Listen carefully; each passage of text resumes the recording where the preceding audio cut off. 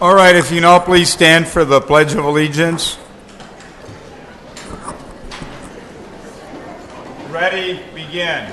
I pledge allegiance to the flag of the United States of America and to the republic for which it stands, one nation, under God, indivisible, with liberty and justice for all. If you can remain standing, we're going to have our police chaplain, Jack Abilene, give us our invocation. Thanks, sir. Join me in prayer. Thank you, Father, for this time that you've given us to gather together. We pray for wisdom for our council members, that they might continue to hear not only what the best is you have for the city, but that you might continue to guide their steps as well as ours, and that we might find your blessing in our midst. In Jesus' name, amen. You may be seated.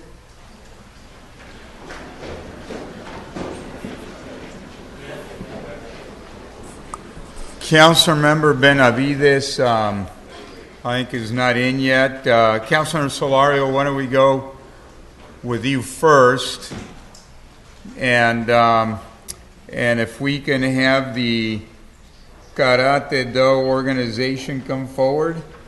Council member is going to present you a recognition.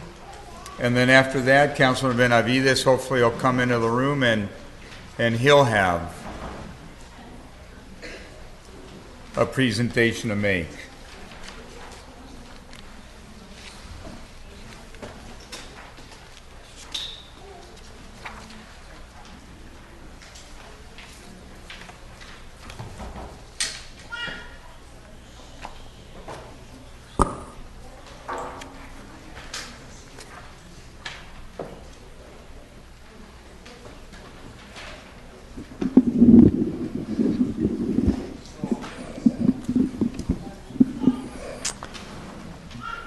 I'm really pleased to have this great group coming up. I've known them for many years, in part because my son Michael was part of this great organization. So it's with great honor and dignity that I present this certificate of recognition for outstanding community involvement to the Te Kenjutsu Kan Karate Do organization, and in particular their great chief instructor, Pete Mangosteen. Let's give Pete first a big round of applause.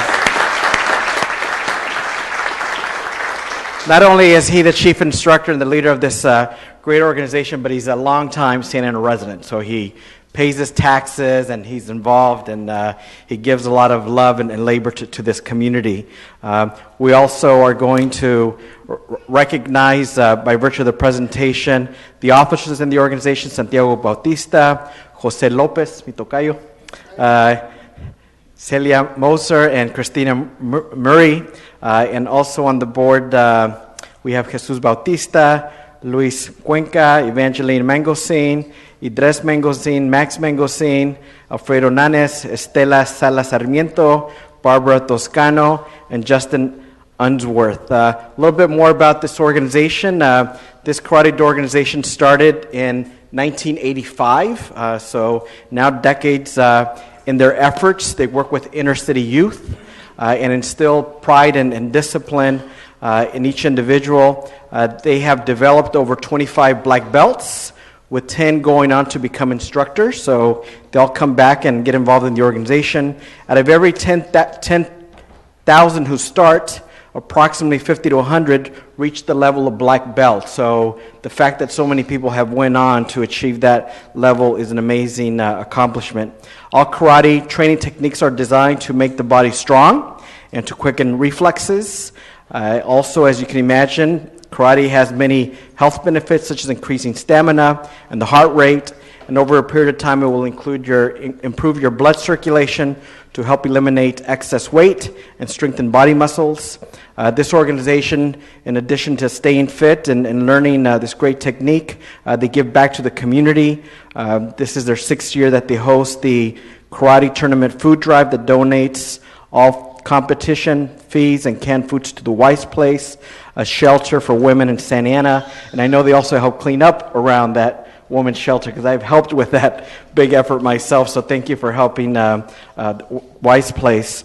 They have also established the Adlawan Manson Scholarship Foundation, And for over 50 years, they have awarded graduating Santa Ana High School students with scholarships ranging from $500 to $1,000. So that's another big thing they do. Their ongoing fundraising efforts allow sponsorships of students to compete in karate tournaments nationally and internationally. And students from Santa Ana have always done extremely well representing their community and the city of Santa Ana with great honor. On behalf of our mayor and city council, it's my honor to, with you, recognize this great organization. Let's give them a big round of applause. And if we can have Chief Instructor Mangosteen please come on up and share a few words.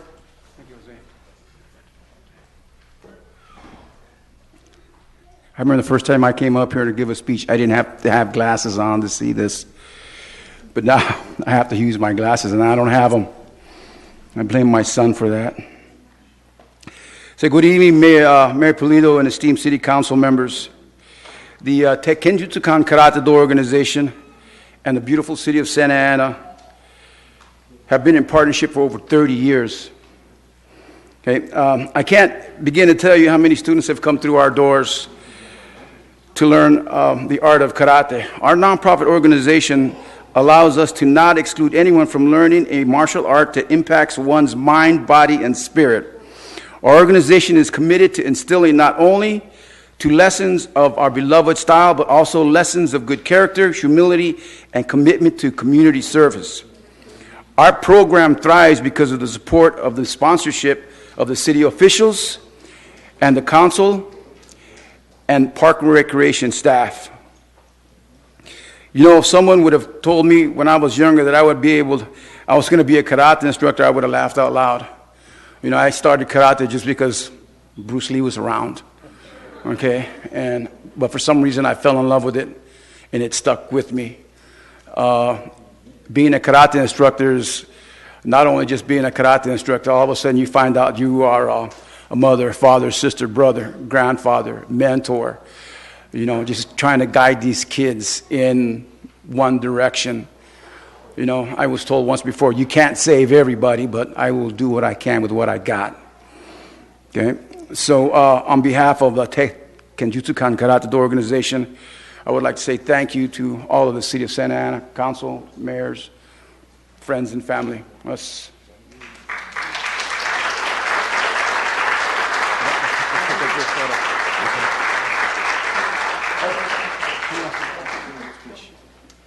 We also have a youngster that wants to give a speech, and it's always great to hear from young people, so go for it. Good evening to all. My name is Alexia Hanabi Lopez. I am your future, your past, and present. I am a product of a great family, my karate family.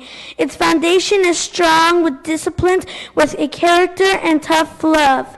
I am only describing our leader, my grandfather, Peter Mangosteen, who has carried our organization and who fights to keep programs like this for us, for you, in the future.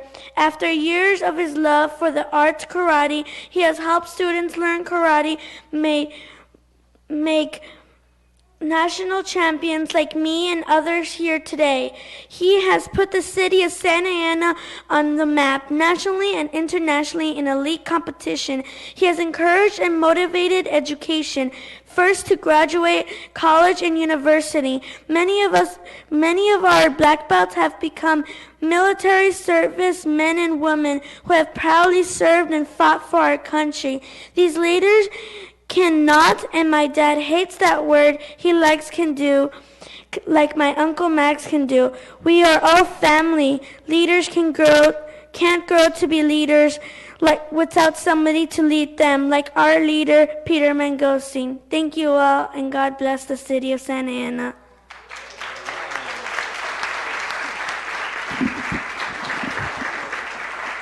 Maybe I need to take back that award and give it to her. She's quite an amazing representative for your organization. And, you know, Councilmember Tinajero, you have another, great speech and debater here. We're really proud of them. We'll take a group photo, but let's give them another big round of applause. Thank you.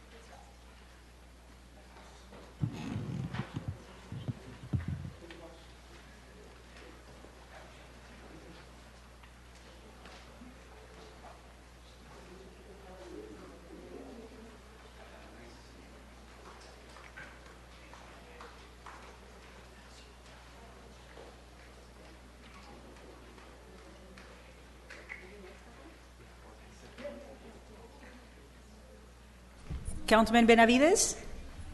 Thank you. Mayor Pro Tem, if I can have Brian Vanessa Peterson from Faces of Santa Ana, please join me up here.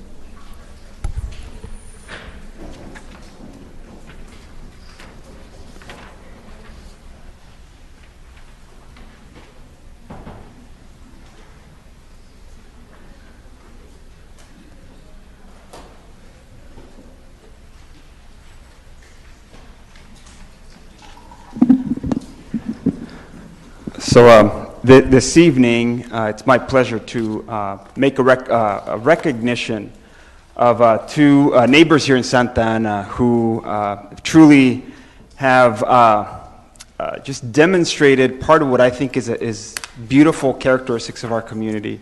Community coming together, loving people, loving their neighbor. Oftentimes when we see a situation or hear of a situation, it's easy to make assumptions, make judgments when we either look the other way and don't step in to find out a little bit more about the real story behind a certain situation in our community. Two things come to mind. One is when we look at the whole issue of immigration right now, the discussion around the country, it's easy to make, without stepping in and walking the shoes of an immigrant, it's easy again to pass judgment. Now bring this a little bit closer to home. Here we are in our at the Civic Center, Orange County Civic Center here in the city of Santa Ana, our City Hall. If you step out, one of the issues that we've been discussing for the last couple of years is the challenge of homelessness. And sometimes, again, one can look at all of the folks who are out there camping out, and one can see even the smells and walk around and see just blight and see the negative impacts. Or you can step in and hear a little bit about the story. And hear about how people got to the place where they are. And that's exactly what Brian and Vanessa have done, is they've stepped in and gotten to know some of, as what they'll describe as our homeless neighbor, or neighbors without a home. And they've then been able to tell that story in a very colorful way, literally.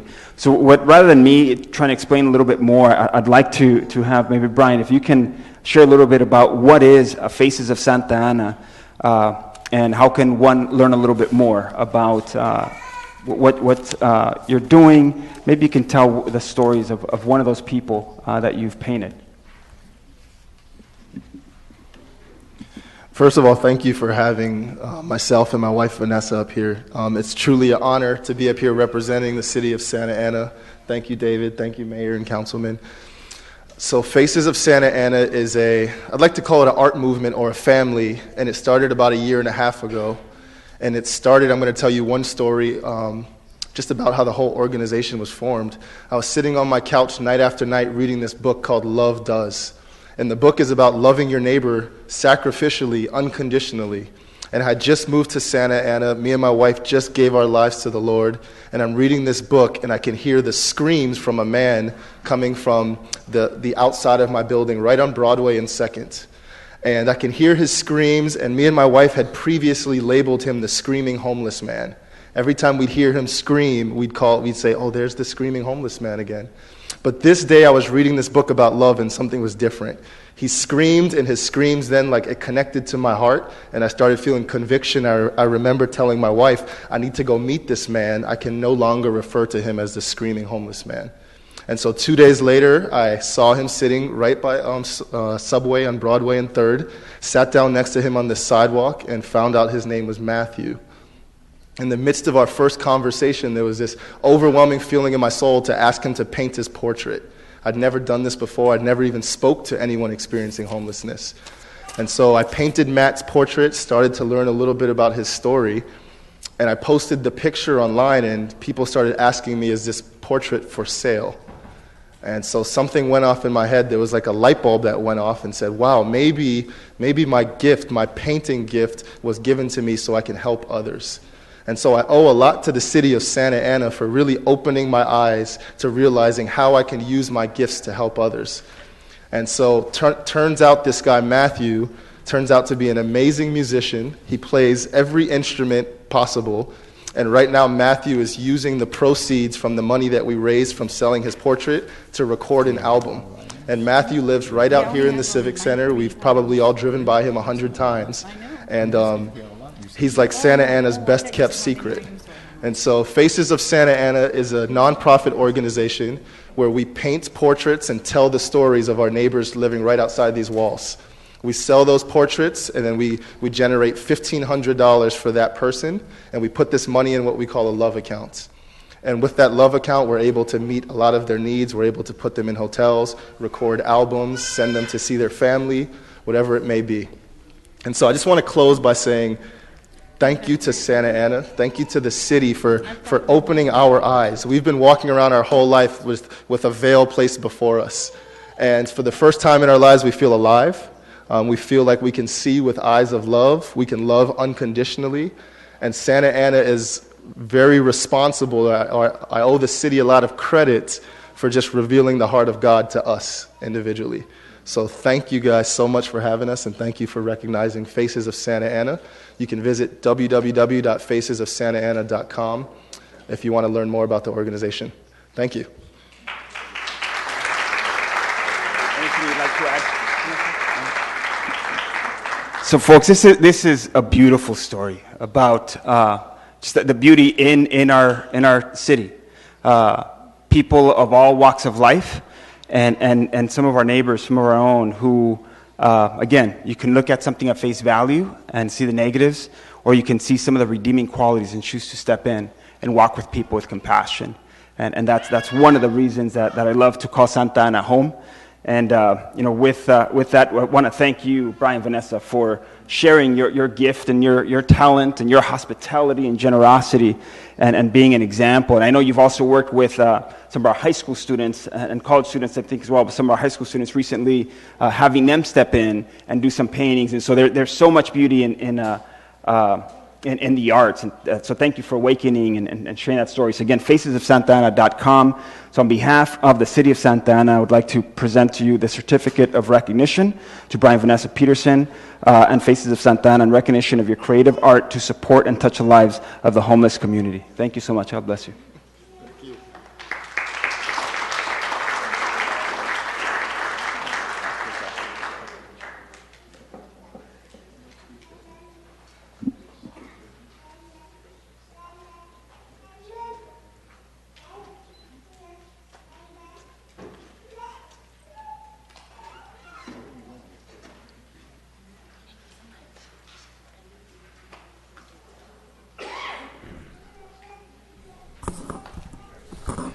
Madam City Attorney, is there anything to report out of closed session? Mayor, members of the council, members of the public, Another we have presentation? One. Yes. I think we still have I'm sorry. another. Go ahead. Who's next? Tina Harris. Well, let's continue then. Why don't I just give you a reportable action and get it done while he's Yeah, moving down? go ahead, We just report while he's yeah, walking. exactly. We have Go one ahead. reportable action in the item matter of Berg versus City of Santa Ana on a 5-0 vote with Councilmember Sarmiento and Tina Harrow abstaining. You approved a settlement of just under $33,000. Sorry, Sal, go ahead. I'd like to call up all of the individuals or the coordinators of the Townsend Mini Resource Fair. If you're out in the audience today, come on up. Vengan para arriba, vengan para el frente, por favor.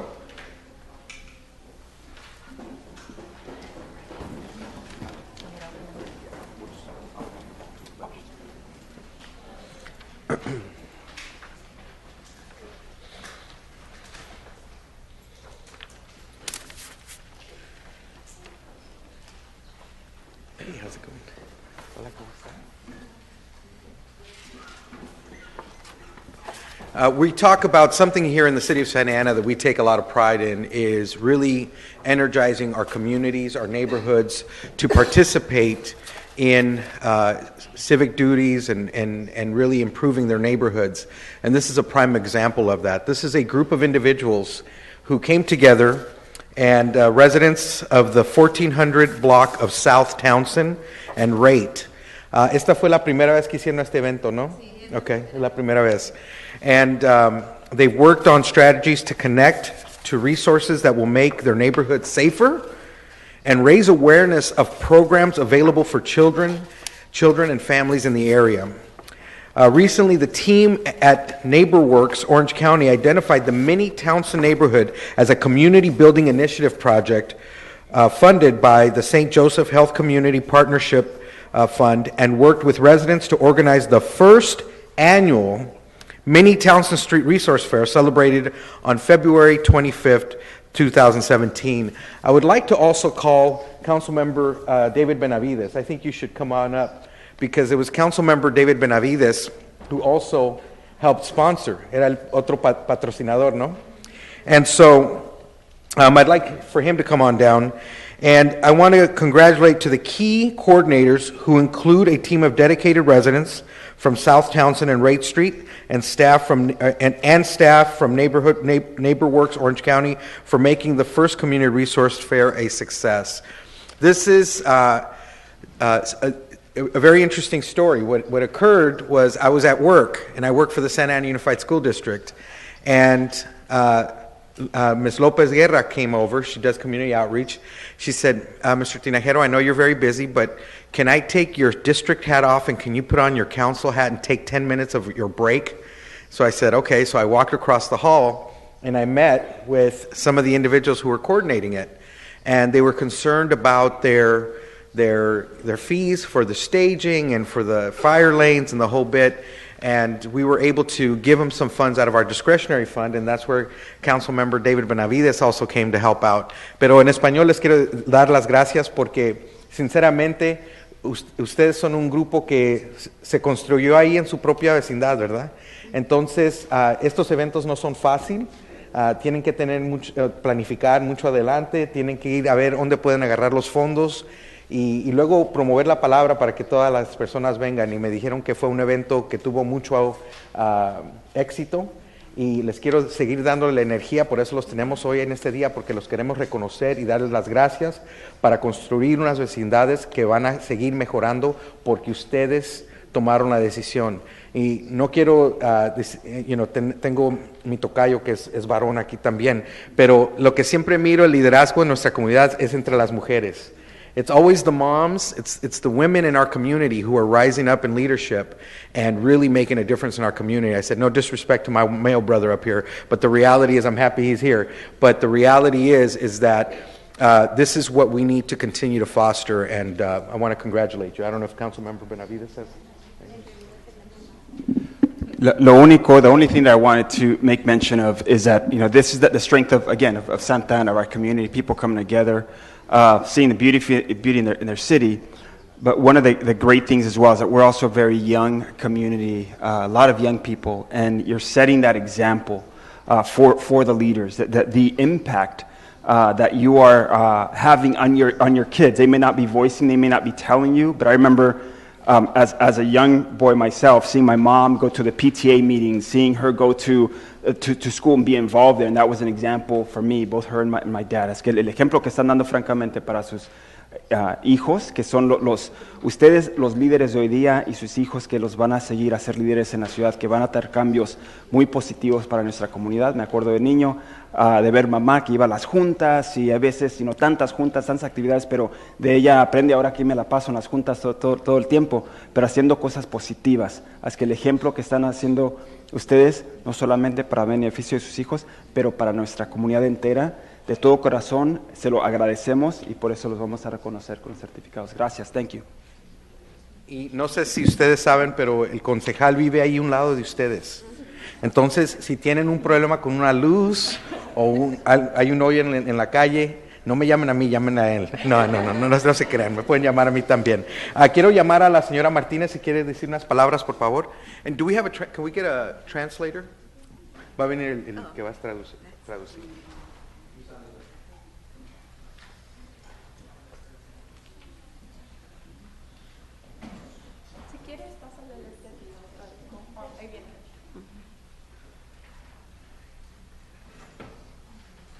Can she speak right now while you're walking up? Or do you need to be planted? No. No. Okay. Puede empezar, por favor. Buenas tardes, mi nombre es Elizabeth Martínez, soy residente de la Mini Tausen. También soy voluntaria en en algunas organizaciones he sido voluntaria en varias de las escuelas de mi comunidad. Este proyecto se empezó hace como 4 años. Empezamos con Latino Health Access, que también fue parte de esto desde el principio.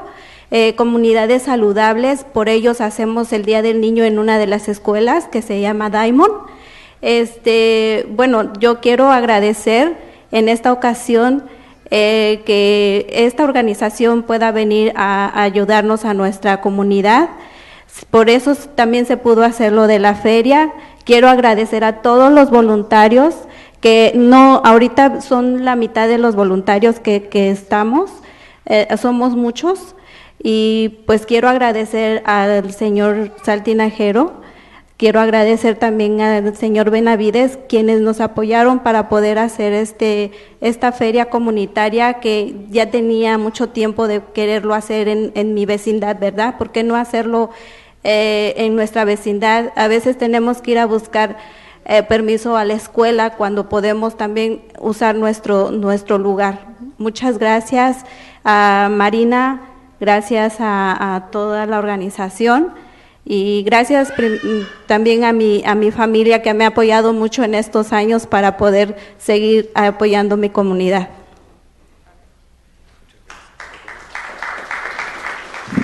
My name is Elizabeth Martinez. I'm here with the Townsend Neighborhood Association. I'm a volunteer. I volunteer there, many organizations in the community and in different schools.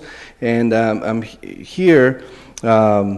I volunteer also in Latino Health Access and many others. That's where this began, building healthy communities. I volunteer at Diamond School and around the community. I would like to thank this organization who's helped our community, not only our community, but I'd also like to thank the volunteers. There's only about half of them who are here. There's many more. I'd like to thank Councilman Sal Tinajero and Councilman David Benavides for their support in making this community fair possible. It's been a long time coming to our neighborhood. We can always use the schools, but it's better to have the information and the resources right in our neighborhood. So thanks to Marina and to everyone else involved. Thank you. I have no idea how you translate you should take a picture of this, put it on Facebook. It looks like little sticks. Anyways, is that shorthand? Is that what it's called?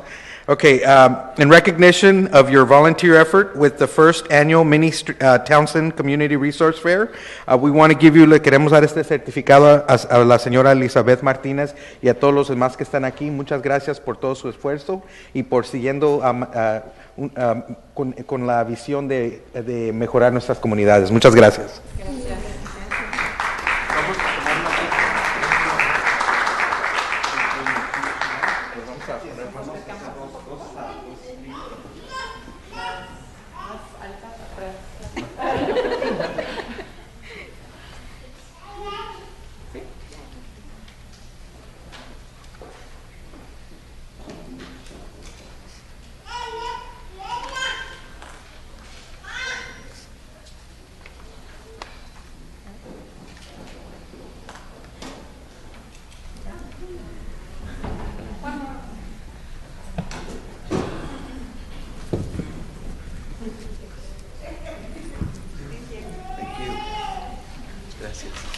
Thank you, Councilman Tinajero, and congratulations to all of you. Multiple items.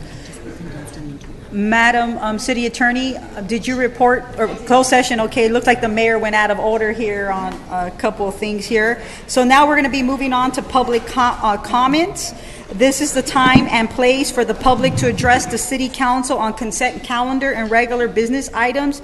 If you would like to address the council on any other matters within our jurisdiction, but not only on the agenda, we will consider those comments after we handle items from the agenda. So the first person is Cynthia P.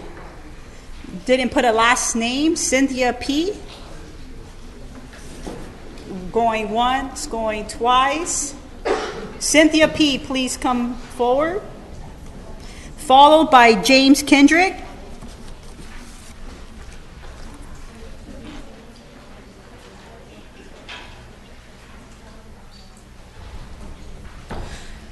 And make sure you look at the monitor when the light comes on. When it's red, it's time for you to wrap. Great, thank you. Well, I don't know what's happening because shit goes crazy here. I just wanted to let you know that gentrification is not allowed in Santana. It's not allowed in any land that has been used to do urban development, to do change, incarceration. I would like you guys all to figure out that if you haven't consciously been able to figure out that everything that's been done, every situation, every campaign that has been done and been put on your foot to this day and will continue to be put is because of accountability. Unfortunately, we have folks that take on this mentality of new colonization, meaning, urban development, meaning gang injunctions, meaning more police. I just bring it up because there's the harassment going on right now with the officers in the front with this homeless lady. So I think that's pretty fucked up. If you guys can take care of that situation, they weren't letting us in with signs, which is another kind of messed up situation. We need to talk about accountability, so I don't know what's going on, and you guys having to be here on time. It's ridiculous, the fact that we need to wait 2 hours to be able to see your face when we don't really want to see your face. We just want to hold you accountable.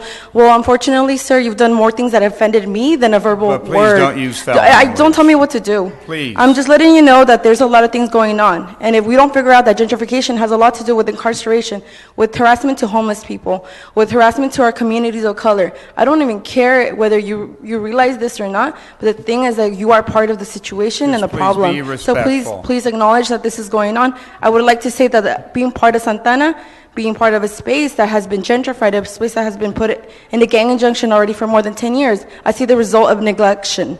The result of neglection, the result of a corrupt mayor, a result of conflict of interest with the OCTA. I see everything, and I will tell you that we're here to defend ourselves. Just like Boyle Heights, just like Oakland, just like every area that's dealing with this situation. Thank you. James Gentrification Kendrick, is not allowed. New colonization is not allowed. James Kendricks, please. We are not allowing this on native land. James Kendricks, please. James, go ahead.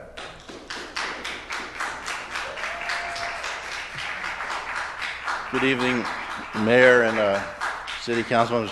I actually have 3 items here tonight. One of them will be in there, but right now I'd like to speak on I'm sorry. 25C, 25E, and F. On the street washing, I think that's part of the contract we have with the county to keep the Civic Center clean. But as being a resident and going down First Saturday, downtown's not being maintained. Thousands of people were downtown Saturday night. Street washing is not being done. It's embarrassing to see people walk around and they have to step over all these stains on the sidewalk. We're putting our good face on Saturday night. I don't know what's happening with the bid and where that money is supposed to be going, but the maintenance downtown is starting to slide. So on that issue. And on the other issue, 25E, I'm on this, actually 25E and F. I sit on this the force, for the OCTA streetcar. February, I never got notification of the meeting. March is canceled. I'm just kind of curious about the 1.5 million. Is that something we have to do to keep the things moving? But I'm a little concerned after listening to the Mr. Sessions in Washington, D.C., cutting funds to all sanctuary cities. I'm wondering, and I heard this past week that the streetcar project has been put back for another year, pushed back. Miguel, you would know. Yeah, not true. I would appreciate that good answer, and I'll be talking to you on another issue at the end of the meeting. Thank you. Robert Tenglin, followed by Iya Tenglin. New campaign, hashtag start on time for city council meetings. You guys do that.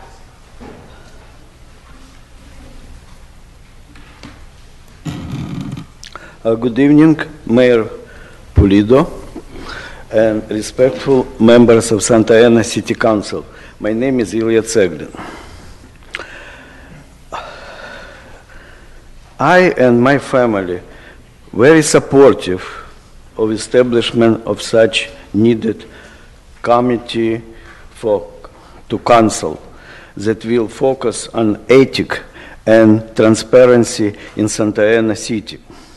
I understand Council Member Tinajero and equally outraged for any negative and offensive claims toward Latino community. Me and my family deeply respect and supportive of Latino community for exclusive hard-working habits, exemplary attitude, honesty, ethic, and moral of the Latino community. I understand his offense to leave the place to other land where the country will be disrespectful to so many positive changes that Latino community brought to this land. In respect to my situation, when my innocent family was selected for years of persecution and fabrication with accusation sponsored by hateful Larry Landauer, CEO of Orange County Regional Center, who is supposed to be as the biggest advocate for disabled, but in reality utilize the disabled like my son Nate to torture medical experimentation like guinea pigs, poisoning and extermination for final solution. It's more than offensive, it's a genocide. Mr. Tinajero and the rest of Santa Ana City Council members, the mafia boss. Please, Ilya, you're out of time. Robert, can you continue? Thank you. Thank you. Honorable Santa Ana City Council's Robert Seglin, brother Nate Seglin. As I've stated before, my brother Nate Seglin was kidnapped 3 times, 3 different times, twice by the Irvine Police Department, and now he has been, despite being released by 3 different judges, by 3 writs of habeas corpus, he's been confined in the 903 South Harmon Group Home for over 3 years, put on dangerous psychotropic drugs, Zyprexa, 15 milligrams a day for over 3 years, in addition to 2,000 milligrams of Depakote a day for nearly 3 years, both drugs that could cause, that are allegedly causing seizures and APS, which the staff ignore, in addition to alleged physical abuse, and moreover, this has not been acted upon. Those agents who are responsible to act upon, and despite being confined in the group home, the captors have refused to disclose the medical records. Of course, they deny the physical abuse, but I think it's very difficult to deny the psychotropic abuse, because either that's something that you can test medically, and that's not something that they can, either he has it or he doesn't have it. So you have a case of course, you're not the Board of Supervisors, but certainly this is within Santa Ana, the region of Santa Ana, and you have an individual who different agencies who have the authority to remove him and to save his life from extermination are not only failing to do so, but doing the opposite and planning to lie in court and so forth and conceal evidence. And of course, it's the fault of the public defender and guardian ad litem who is concealing the medical records, which would have to attest to what's going on with his medical condition, whether he has not only damage physically in the brain and so forth. So that's why you have a case where now they're retaliating furthermore by not allowing my father and I to visit in retaliation for exposing the allegations and for trying to subpoena the records and evidence. And you have the state attorney general involved, who is involved in different lawyers on behalf of the DDS involved in trying to obstruct justice and try to... Robert. So what I'm saying is hopefully you can use your, whatever power you have, it's limited, but to hopefully help them get released. Thank you. Thank you. Okay, I'm now going to direct our attention to the consent calendar. Any items? Mr. Mayor, Mayor Pro Tem? I have 3 items. Senor, I submitted my paper, you didn't call me. That's for public comments later. This is just the consent calendar right now. I'm sorry. Mr. Mayor, I have 19D, 25H, and 25I. All right, let's go ahead. 19D. Is there anybody else? Nope. Well, maybe there is, but I'm, past its prologue. Okay, great. Thank you, Mr. Mayor. You've got 19D. Well, wait a minute. Let me entertain the balance first. Move the balance. Is there a second for the balance? Second. Those in favor, please say aye. Aye. Aye. Motion carries. Now we're down to 3 items. 19D. Thank you, Mr. Mayor. 19D is the Regional Unified Local Workforce Plan. And so, I am supportive, but I just, I asked this question a couple months ago, and I'm glad that, we have this plan coming before us with the various workforce and different partners. I read it, and I think it's a fabulous plan, but I wanted to make sure, and when I asked this question, I think it was 6 months ago, if we wrapped up our strategic economic plan. I was told yes, but I have yet to see the plan. And so, Mr. City Manager, I'm not sure if the plan has been finalized, and if so, was that provided to these bodies so that they review, and what was our top indicators for job growth as well? And so I'm assuming we would be aligned, but again, It was presented to City Council, but was never adopted. The Strategic Economic Development Plan. There are issues that need to be clarified. That's separate and apart from the issue. That issue. I also read the report, and I think it was fabulous.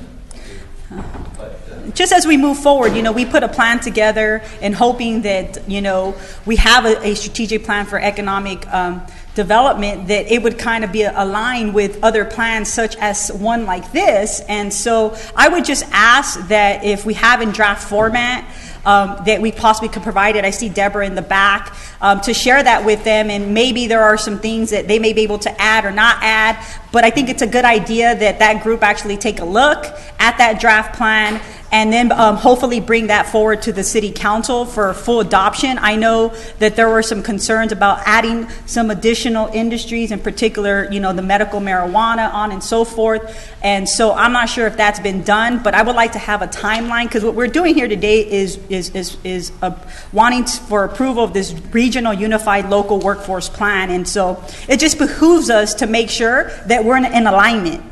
Right, and so as we move our agenda forward and wanting to grow from an economic development perspective, and in particular workforce. But what I did wanted to indicate on this plan, and I want to thank those that put this together, and that sometimes we really don't pay attention, but if you look at our millennials here in Orange County, between the ages of 25 and 34, they are leaving very quickly here out of Orange County. And so as we're trying to bring in new growth for workforce development, there's definitely a vacuum because folks are leaving. And so that is of concern, and I would like to see within our report, and how can we possibly continue to work with our work investment board and this regional plan to help, close that gap. And certainly it's not going to be easy because of our housing trends, which is a difficult problem for us here in Orange County.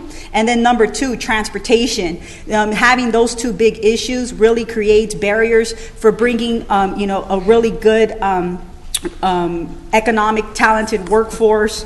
And then, the last thing is really the skills gap that we're missing. If you look at some of the indicators that they provided of what some of the, whether it be the service industry or information technology, the other thing that I would ask is, we know that autonomous vehicles are coming. It's not if, it's when, right, here in this county. But, artificial intelligence and technology is moving very rapidly.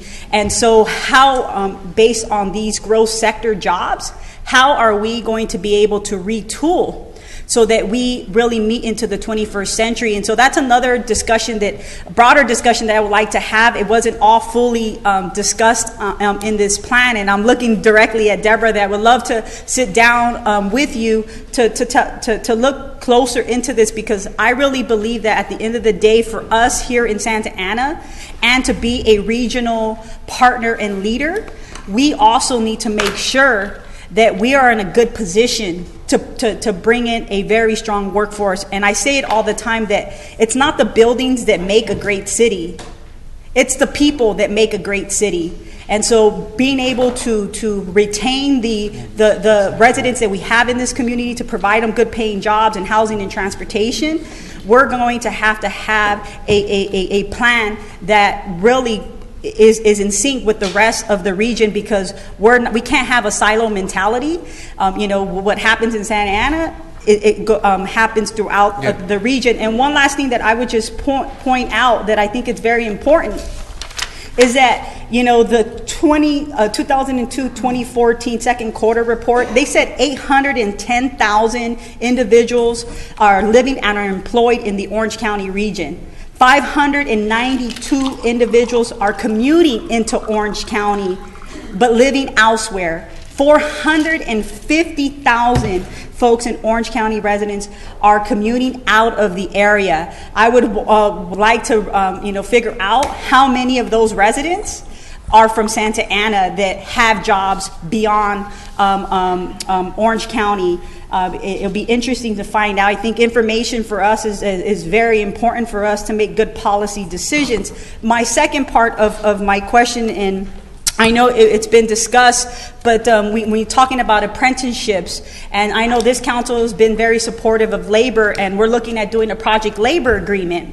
And so I would like to ask, our city attorney, where are we at in that process? And then number two, I would also like to see if we can possibly do an ad hoc committee, Mr. Mayor, because, I brought this issue up about a year and a half ago, and here we are today still not moving forward with the project labor agreement. And so there have been some setbacks, but I think, many of us on this council, and I think including Councilman Sarmiento, has been advocating and asking to move this along. And I know since Jose Solorio's gotten elected, he's been asking and pushing this along. So I've kind of stepped back, but now I'm kind of like trying to quarterback this. And at the last meeting, we discussed an ad hoc. All right. So and Vince and I had an interest, and we'll have the mayor consider you as the third person. Okay, fantastic. And finally, I just want to make sure, if you have put anything together, if we could create that ad hoc and then come back with the set date to bring this. My goal would be able to bring this by the end of the May or first meeting in June.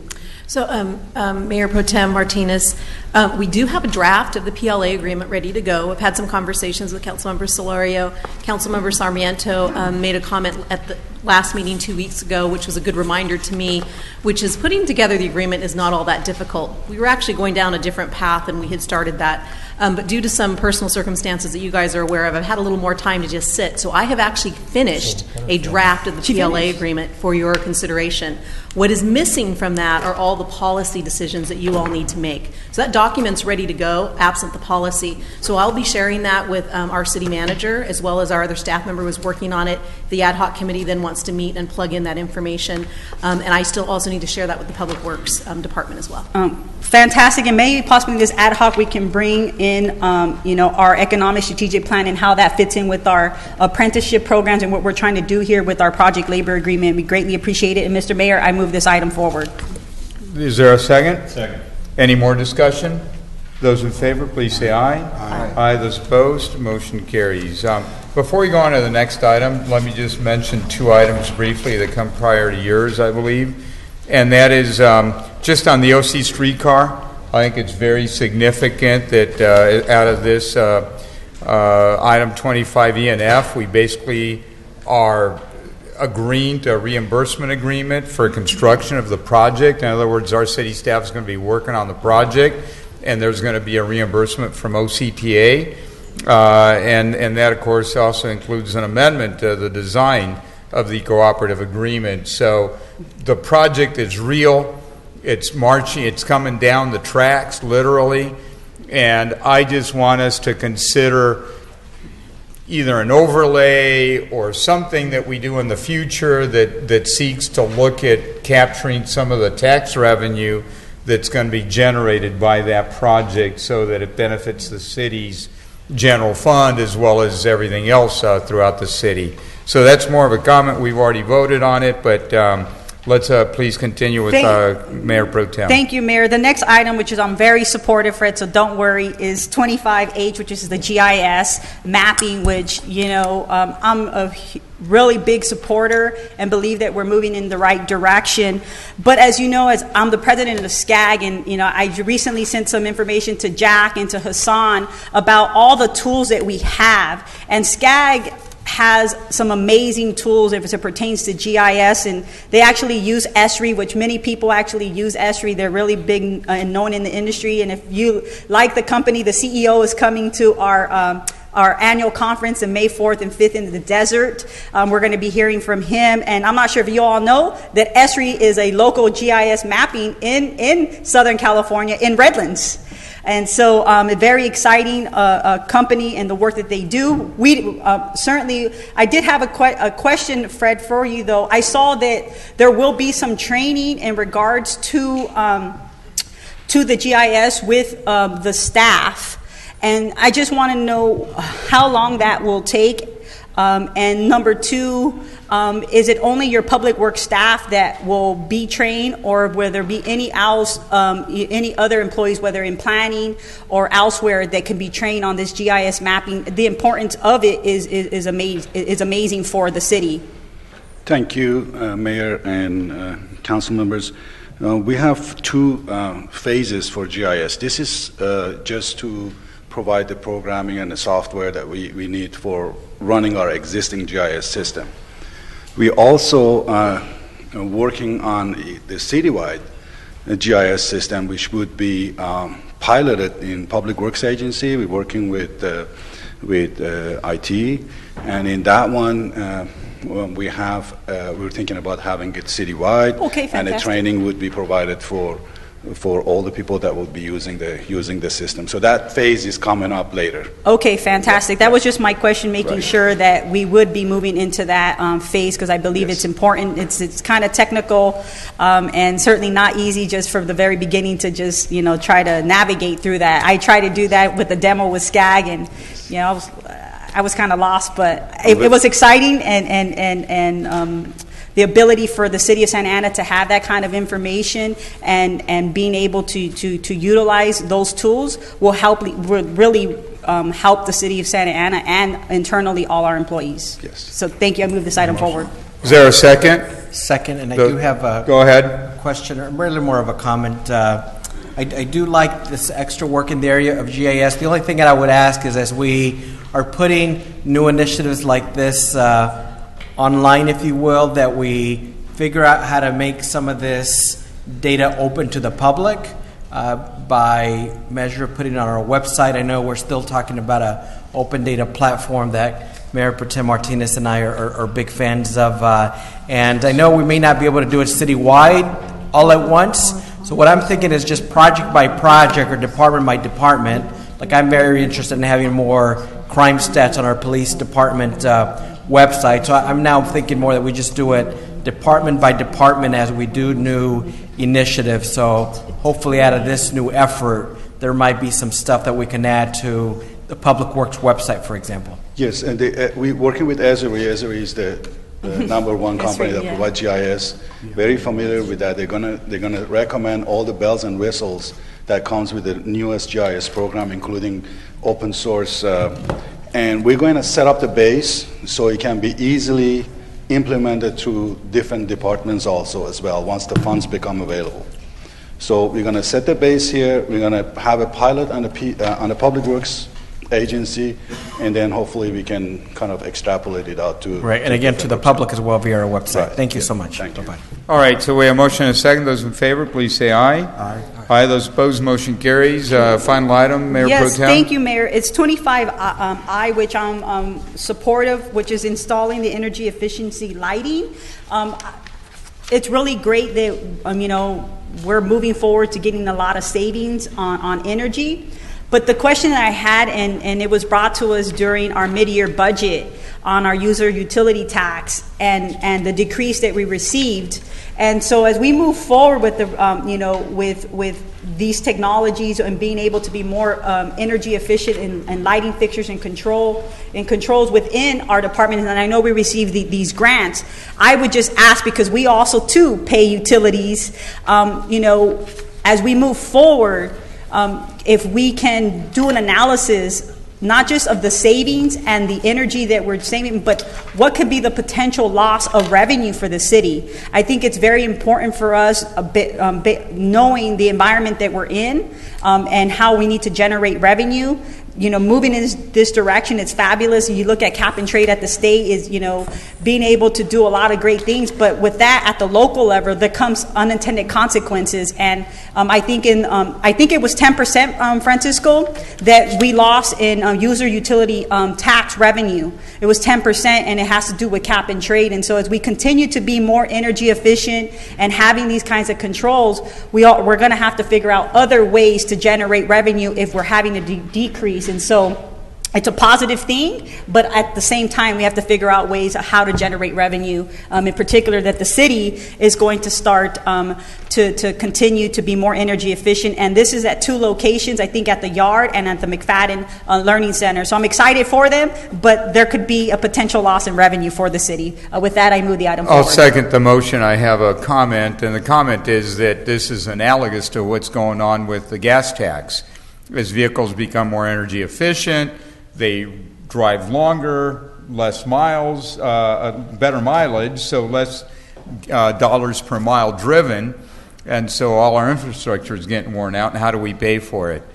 We have to revamp our financing models in order to be able to keep up with it all. So with that, those in favor, please say aye. Aye. Aye. Those opposed, motion carries. Next item, I'd entertain a motion on 55A. 65A, Mayor. 65? It's supposed to be 65A. All right. It says 55. It says 55. I know, but it's 65A. It says 55 there was a mistake. It's a mistake. Yeah. 65A, I'll entertain a motion. Mr. Mayor, I would like to pull I moved the item forward, but I'd like to pull the item. You want to for make a discussion. comment? Go ahead. Is there a second? And we'll discuss. This discussion. This is discussion on the jail reuse study for the Santa Ana jail. And so I am glad that we're finally here. So thank you, City Manager Moet. And for, do we have speakers on that? Yeah, give me the speakers. Yeah, do the oath right now and give me the cards. I just didn't have any speaker cards, so I didn't know. If I can have Priscilla Luviano, come to the front, please.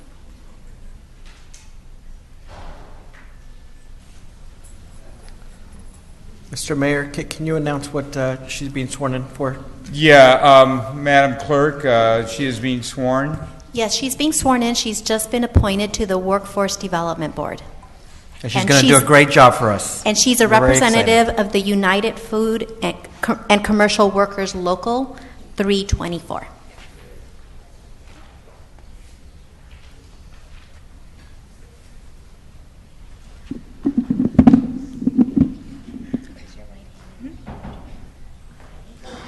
I, Priscilla Luviano, do solemnly swear to support and defend the Constitution of the United States and the Constitution of the State of California against all enemies, foreign and domestic, that I bear true faith and allegiance to the Constitution of the United States and the Constitution of the State of California, that I take this obligation freely, without any mental reservations or purpose of evasion, that I will well and faithfully discharge the duties of which I am about to enter. Thank you.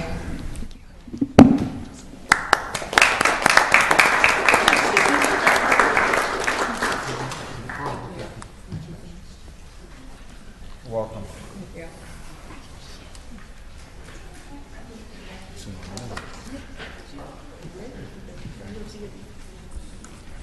Let's hear some speakers. Jennifer Rojas, followed by Cynthia P., followed by Jamala Hernandez, I believe it is. Good evening, Mayor, City Council. My name is Jennifer Rojas. I'm here representing the ACLU of Southern California. The ACLU of SoCal participated in the 12 community stakeholder meetings with the Santa Ana City Manager's Office to develop the request for qualifications RFQ for the Santa Ana Jail Reuse Assessment. For this reason, we supported the initial core purpose of the RFQ, to study options for jail reuse, including improved conditions in the jail and alternatives to detention. After ICE terminated the contract with Santa Ana City Jail, city staff changed the scope of the RFQ language to remove any assessment of jail conditions and alternatives to detention prospects. This is troubling on many levels. By removing these two important deliverables from the RFQ, the reuse study will miss the substantial opportunity we have to fix problems in our local justice system.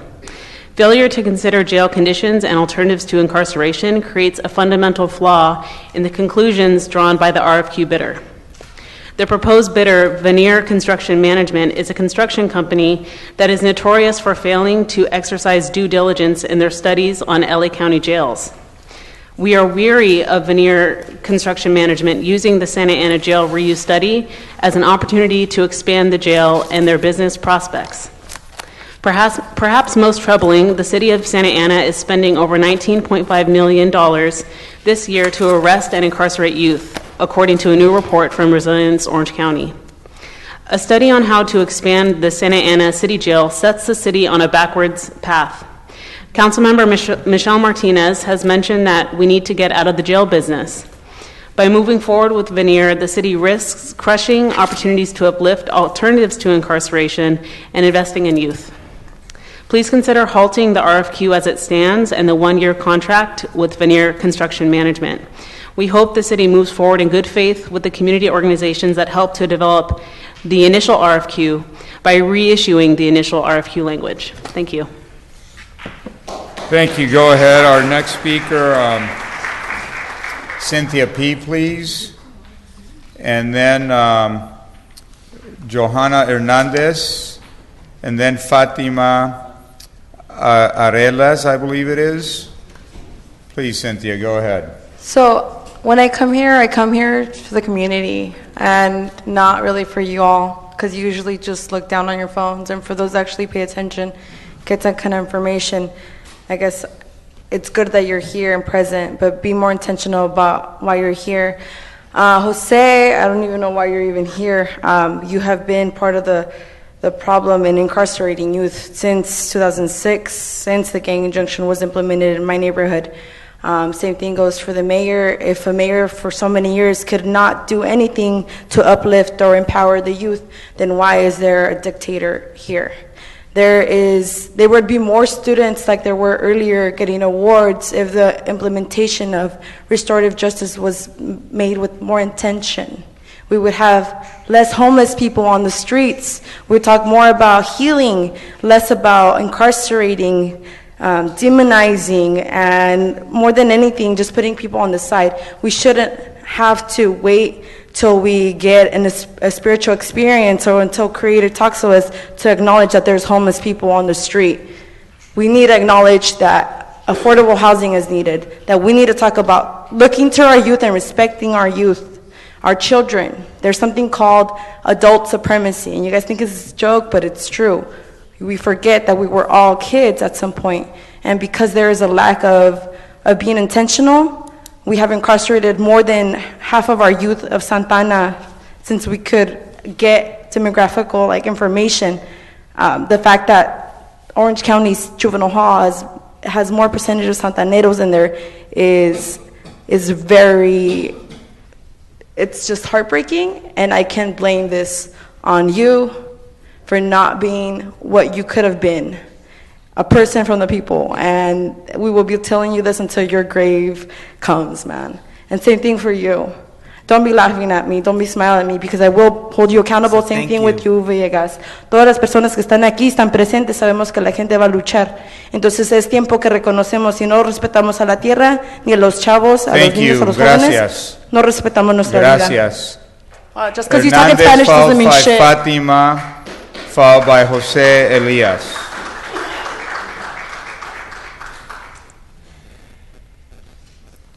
Jamalaham Hernandez, Santa Ana Unides, 65A. Next speaker then, Fatima Arellanes, followed by Jose Elias, followed by Roberto Herrera.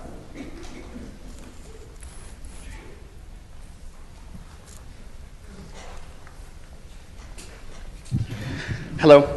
I want to start. The prison serves as an institution that consolidates the state's inability and refusal to address the most pressing social problems of this era. That's Angela Davis. I am vehemently against the contractual agreement with Veneer Construction Management.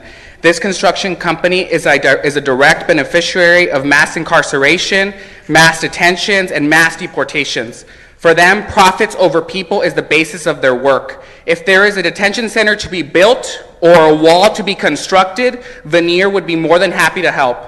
What you are doing is choosing the wrong contractor to conduct this study, a study that was created to expedite the phase out of the jail business model. The outcome you are expecting and pursuing now is one that continues down this path of the profitability of people. It's a pure business and not about public safety.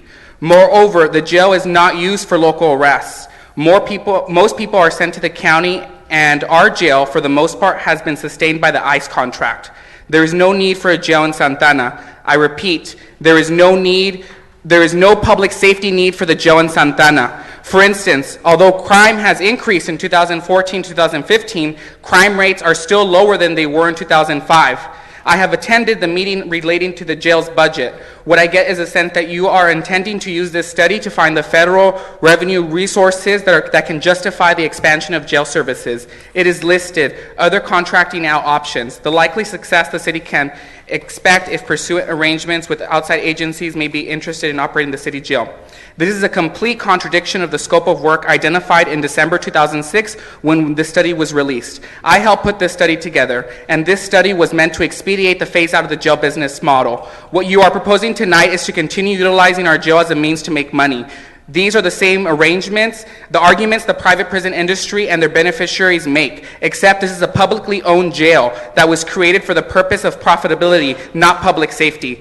For Santana, public safety should be about positive youth development, prevention, intervention, re-entry, supporting after-school programs, supporting mentorship opportunities, supporting the nonprofits who work directly with the youth. Kendricks.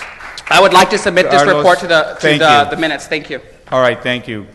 Carlos Perea, followed by James Kendrick, followed by Airo Cortez.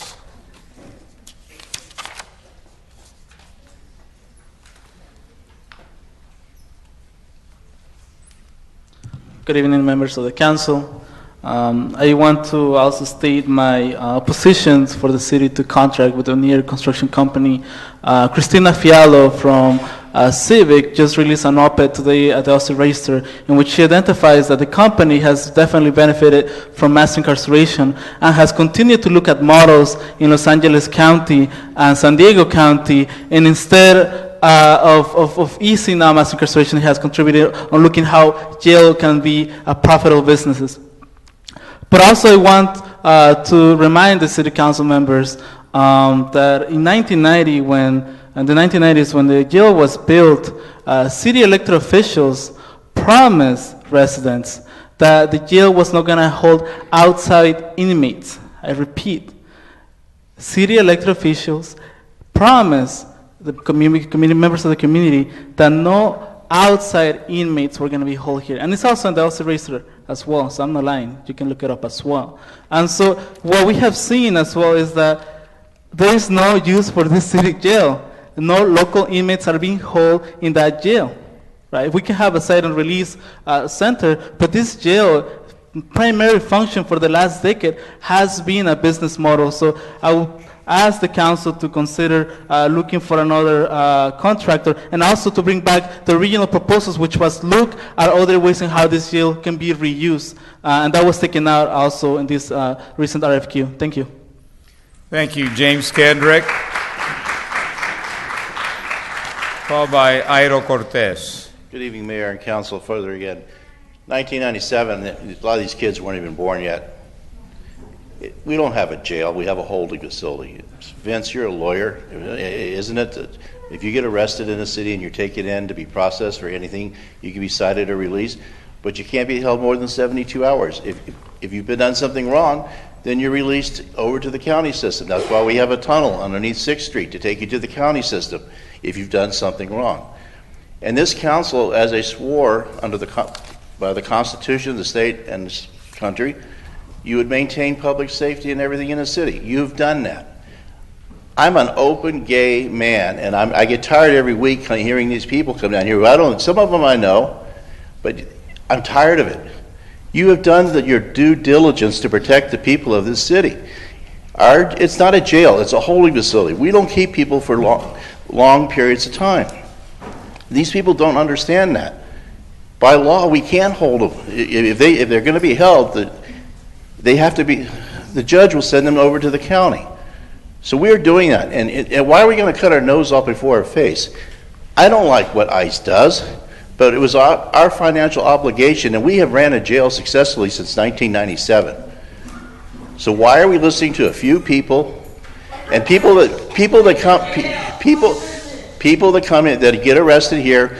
They could be from outside Santa Ana. If they've done something wrong in our city limits against our city, that gets them arrested to take in there. I have been through the holding facility from the day it opened, and I've done it tours twice. We are doing the best we can do. And if you wanted to take away the money from ICE, okay, it's gone. But that $7 million is going to come from somewhere. And where is it going to come? When I was on the Parks Board, it always came out of Parks and Rec. And there you go again. That's the first department that always gets cut. So there goes youth programs and services in the community. So I really need, what other contracts we have? U.S. Attorney Marshals, DEA, FBI, they all have contracts with us. Why are we picking out one? Thank you. Thank you. Airo Cortez. Good evening, members of the council. I'm also here to speak around the proposal with the contract with Veneer. Veneer has a documented history of turning jail reuse studies into construction and jail expansion opportunities. This because Veneer is a firm whose specialty and interest lies on the expansion of the prison system, and to contract Veneer would set the city on a contradictory path to the direction and vision that the majority of this council expressed last year, which is one of divestment from the prison business and closure of the Santa Ana City Jail. Thank you. All right, let's bring it back to council for consideration. Mr. Mayor, I go have ahead. Some comment, and I just want to thank the audience for, being passionate about, the issues. And I'm glad that we're finally here at a jail reuse, and some of the comments that were made by the audience are valid. But, I want to go back to why we decided to do this jail reuse study and the intent. I think it's important for people to realize, and I'm not going to go over the historical context of the jail, but if you all want to do some reading, the Orange County Grand Jury report at some point in time did a study on all the types of jails that Orange County has. Type 1 jails, Type 2 jails. Typically, a Type 1 jail is what a city does, is a holding facility for 96 hours. A Type 2 jail is what the county does. It's much longer period of time, and that's really the function that they have as, and they've had here in the county. The city of Santa Ana decided at some point to go into Type 2 jail facility, which is over 96 hours, and we entered contracts with the state government, with the federal government, and the reality is it's not sustainable. And obviously we're here that when you have contracts with the federal and state government, these are not contracts that are granted for life, right? And really the jail is not a core service of the city. When you look at the core services of city government, you look at parks, you're looking at, our planning department, you're looking at our trash services, our water. Those are core services that the role that the city has as a role and what it should do. And And when we decided to get into the jail business, I wasn't here. That's 20 plus years ago. I think in 1997, 20 years ago, I was a senior at Santa Ana High School. And so I wasn't thinking about government or, this jail. I was playing basketball, having a great time being 17 years old. But looking back at what happened and where we're at today, and regardless of who we have the contracts with, whether it's ICE, whether it's other federal entities, is that the reality is the local taxpayers of Santa Ana have been subsidizing the federal government. And if you were to go back to a type 1 jail, and I would ask my city manager, if we were to go to a type 1 jail, would the city be able to sustain that versus being in a type 2 jail based on the cost of what it costs from a type 2 to a type 1, and looking at our debt service of 3 point something million dollars? Yes, we would be able to sustain a type 1 holding facility. So I'm still in agreement that we should have a holding facility, which is a type 1 jail, because we can sustain, and we probably could even make money doing that. But I don't believe, and I never have believed since I've been elected here my 11th year, that we should have been a type 2 jail. It has not been sustainable. We have not made any money, and it costs a lot of money to have correctional officers for a type 2 jail. And I'm not going to go into detail what all those get paid, but for me, I truly believe that we have a responsibility to make sure that we're able to sustain the city financially. And yes, I'm not in the now. I believe in the future of this city. And so my decisions are not what's happening now, but I want to make sure that the city is sustainable 5-10 years from now, and we cannot continue to run a type 2 jail and think that we can be sustainable. The numbers speak for themselves. And it's not that I'm against, not wanting to assist, the correction officers that are working there, what we've been doing, that I just want to get rid of them, and I just want to support, getting rid of the ICE contract. For me, that's irrelevant. What I want to do is to make sure that the city is solvent, that it can continue to run, not just now, but again, 5-10 years from now. And so that's my rationale and why I believe that when we're looking at this jail reuse study, that I have done research. And yes, if we decide to move forward with this firm or not, I think it's important for us to look at, facilities, alternatives, and one of those, I would look at a mental health center, because I think it makes the most sense. Here in Orange County, we have a crisis with mental illness, and we have a crisis in regards to the amount of beds that are actually available here in Orange County. You have 3.1 million people, and some of the facts and data that were provided in 2015, at the time in 2015, we have 11 facilities. In 1995, we actually had 22 with 1,217 beds.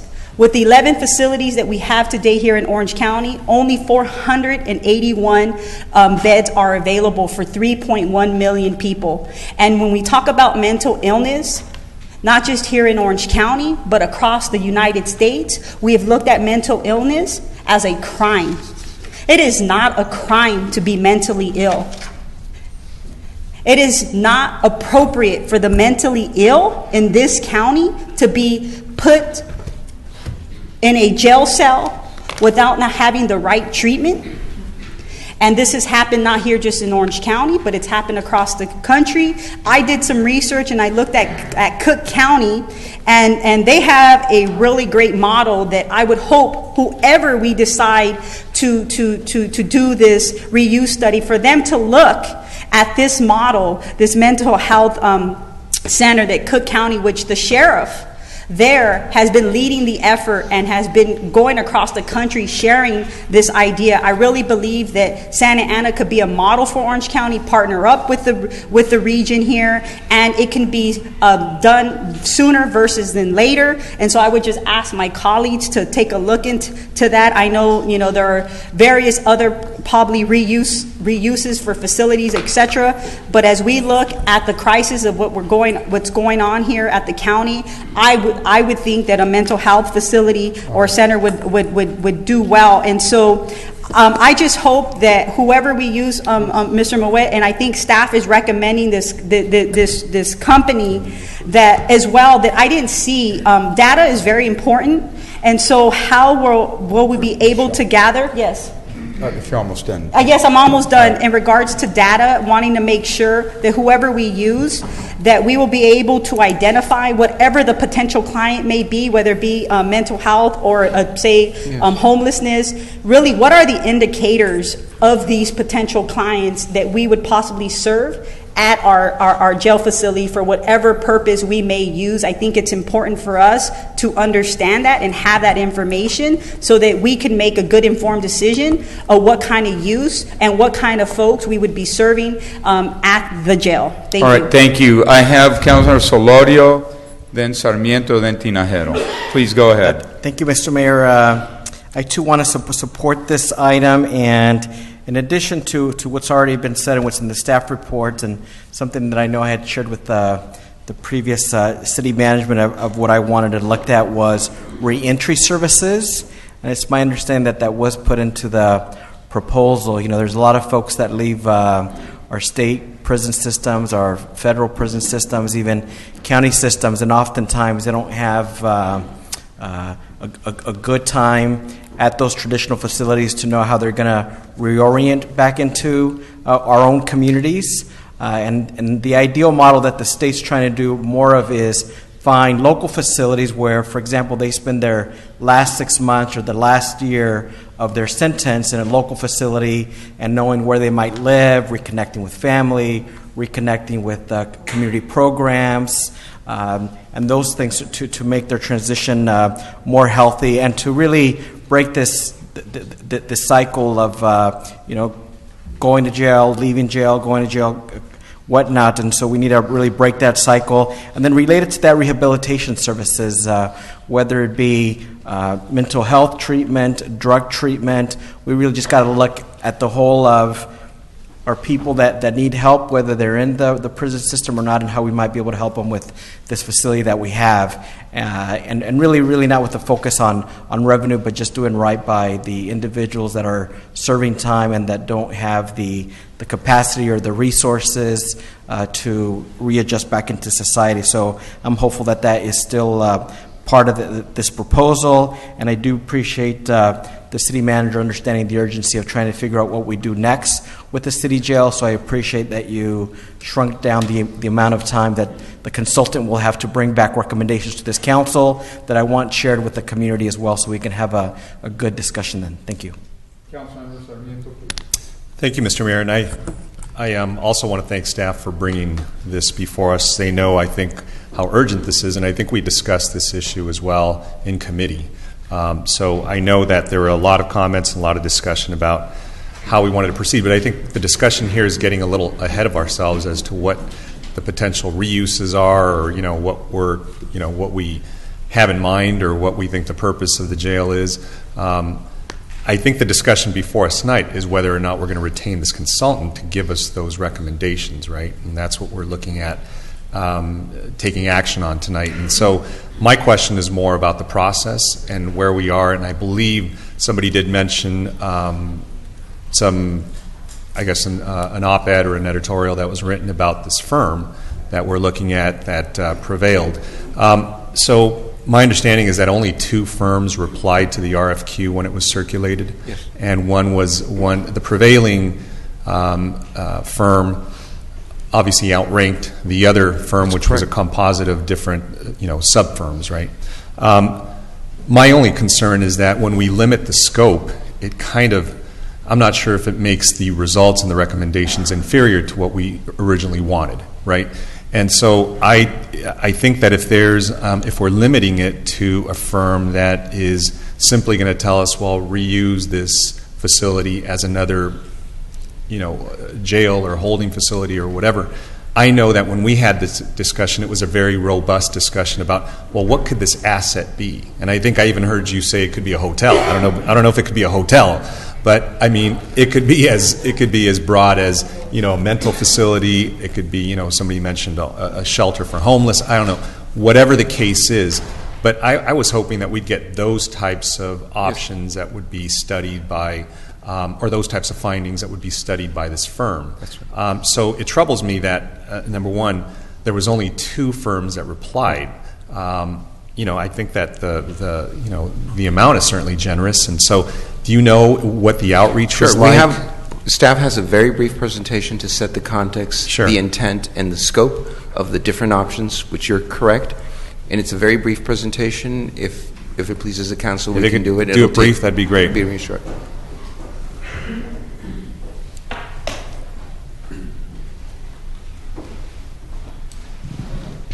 Thank you, Mayor, members of the City Council. I'll be very brief and go through this process.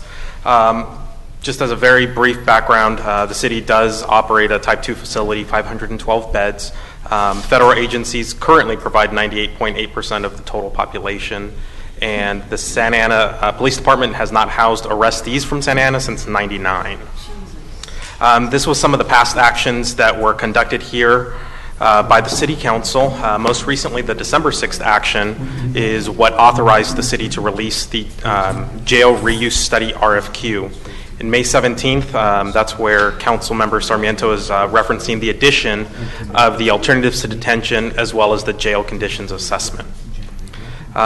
We did conduct 12 planning meetings with various members of the community, including our Police Officers Association as well as our local SEIU 721, and many of the members of the community that actually spoke today. In terms of the process, the RFQ was released on December 12th. Responses were due back January 31st. And the following was the criteria that we looked at. It was an RFQ, so really what we were looking for was the qualifications of the firm rather than a proposal or a bid. So we did receive 2 proposals. Councilmember Sarmiento referenced why only 2 firms. Part of the reason is there's not a lot of companies that do jail reuse studies. It's a very niche market. So with the recommendations that the planning group put together, we did require some prior expertise in this area to ensure that whoever the selected vendor would be able to understand the complexity of jails and the specific building codes and requirements that go with operating a jail. So ultimately, we did receive the 2 proposals, and they were evaluated.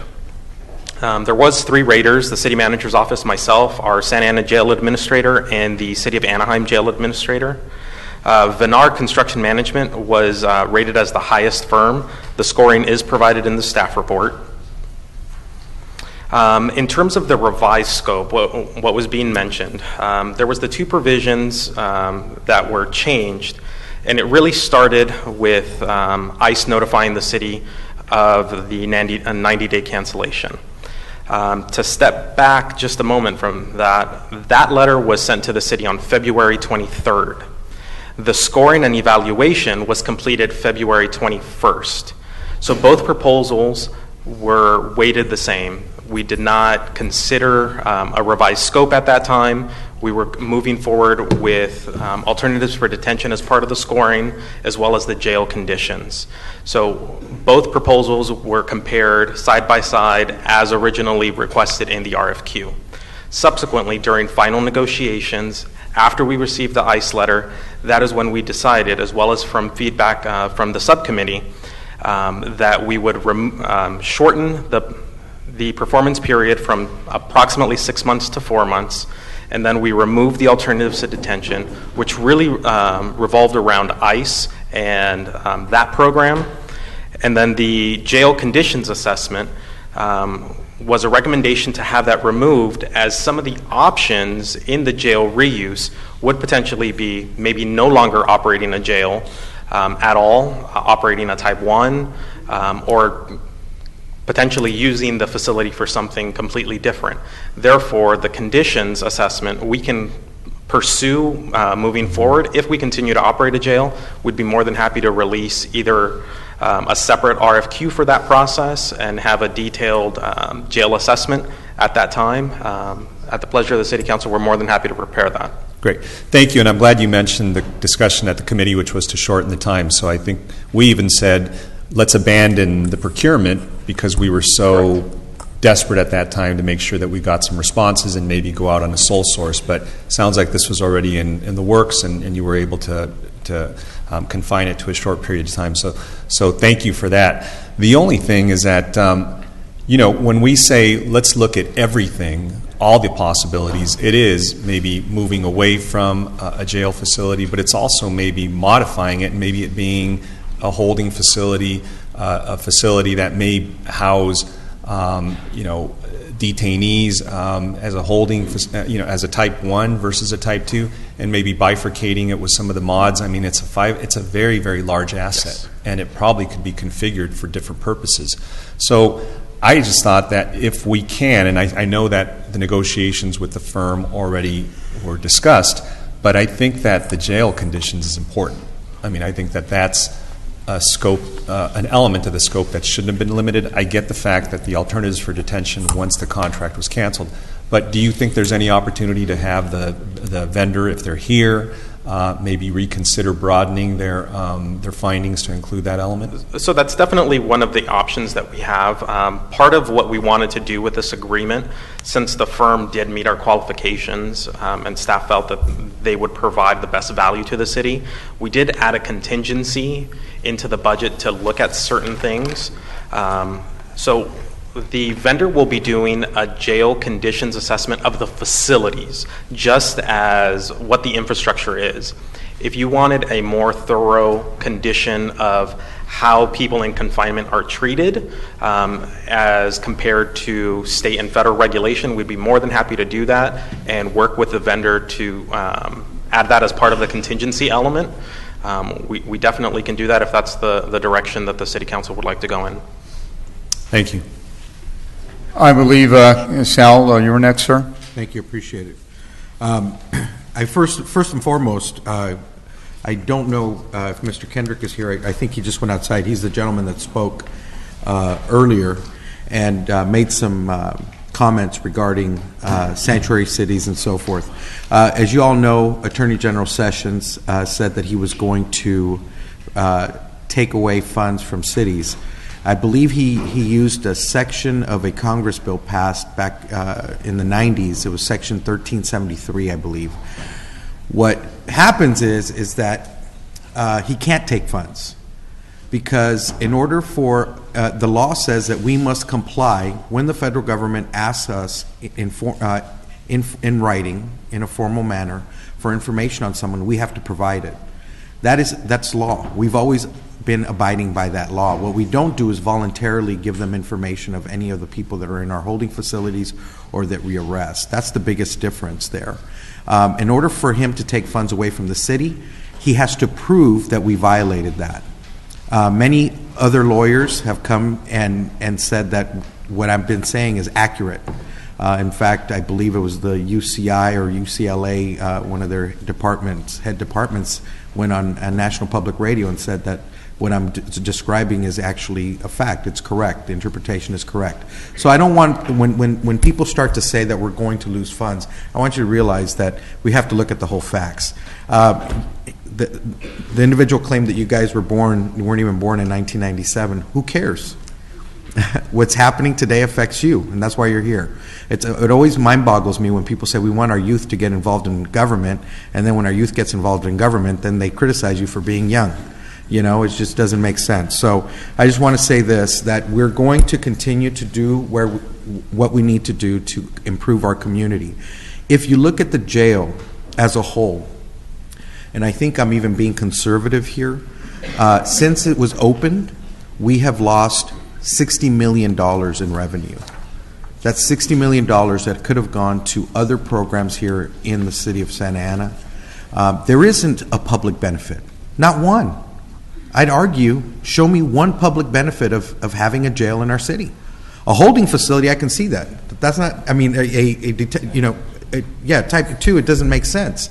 So it's been a sieve. It's been losing money since the beginning. Maybe it had one profitable year. After that, it didn't have anything. And the reality is, it wasn't a good investment. I believe we even used HUD money for some of the loans on that. So it hasn't been a positive position for the city to have that jail there. I thank Councilmember Martinez for really pushing the envelope on a reuse study. I think the concern with the community is the firm that we're using, because the firm that we're using typically, traditionally, has always suggested that the reuse be a different type of either holding facility or jail facility. So I think there has to be a level of direction towards this group and explaining to them that I believe this council is looking for alternatives to jails, to holding facilities. We're looking towards other areas that we can have more of and notice what I'm about to say, a public benefit. A public benefit. There is no public benefit by having that type 2 jail. You don't get anything from it. Not a gosh darn thing. And in fact, anyone that's arrested in our city gets transferred right over to the county because it's cheaper. We have an issue outside of our gates, right outside. All you have to do is walk outside. There's a direct correlation with mental illness and poverty. Mental ill people have a hard time holding a job, therefore they lose their insurance, they don't get the treatment, and then they have to find a way to self-medicate. I want to tell you a quick story. I don't know if you read this today, but they had the top 100 schools with the highest student population. Santa Ana High School was number 95. You want to talk about restorative justice? Because I think with us older folks, especially people past my age, they don't understand this concept of restorative justice. They just think you're a bunch of young kids talking crazy. But the reality is, let's take a look at an example of restorative justice. 2 years ago, Santa Ana High School had 1,000 suspensions. 1,000 suspensions. New principal comes in. He says, you know what? We're going to spend our money on getting 2, not counselors, psychologists here at our school site. They'll alternate what times they come in. When a student acts out in a class, we'll bring them up to the office. But instead of punishing that student, we're going to find out what's going on. And we're going to have someone counsel that student.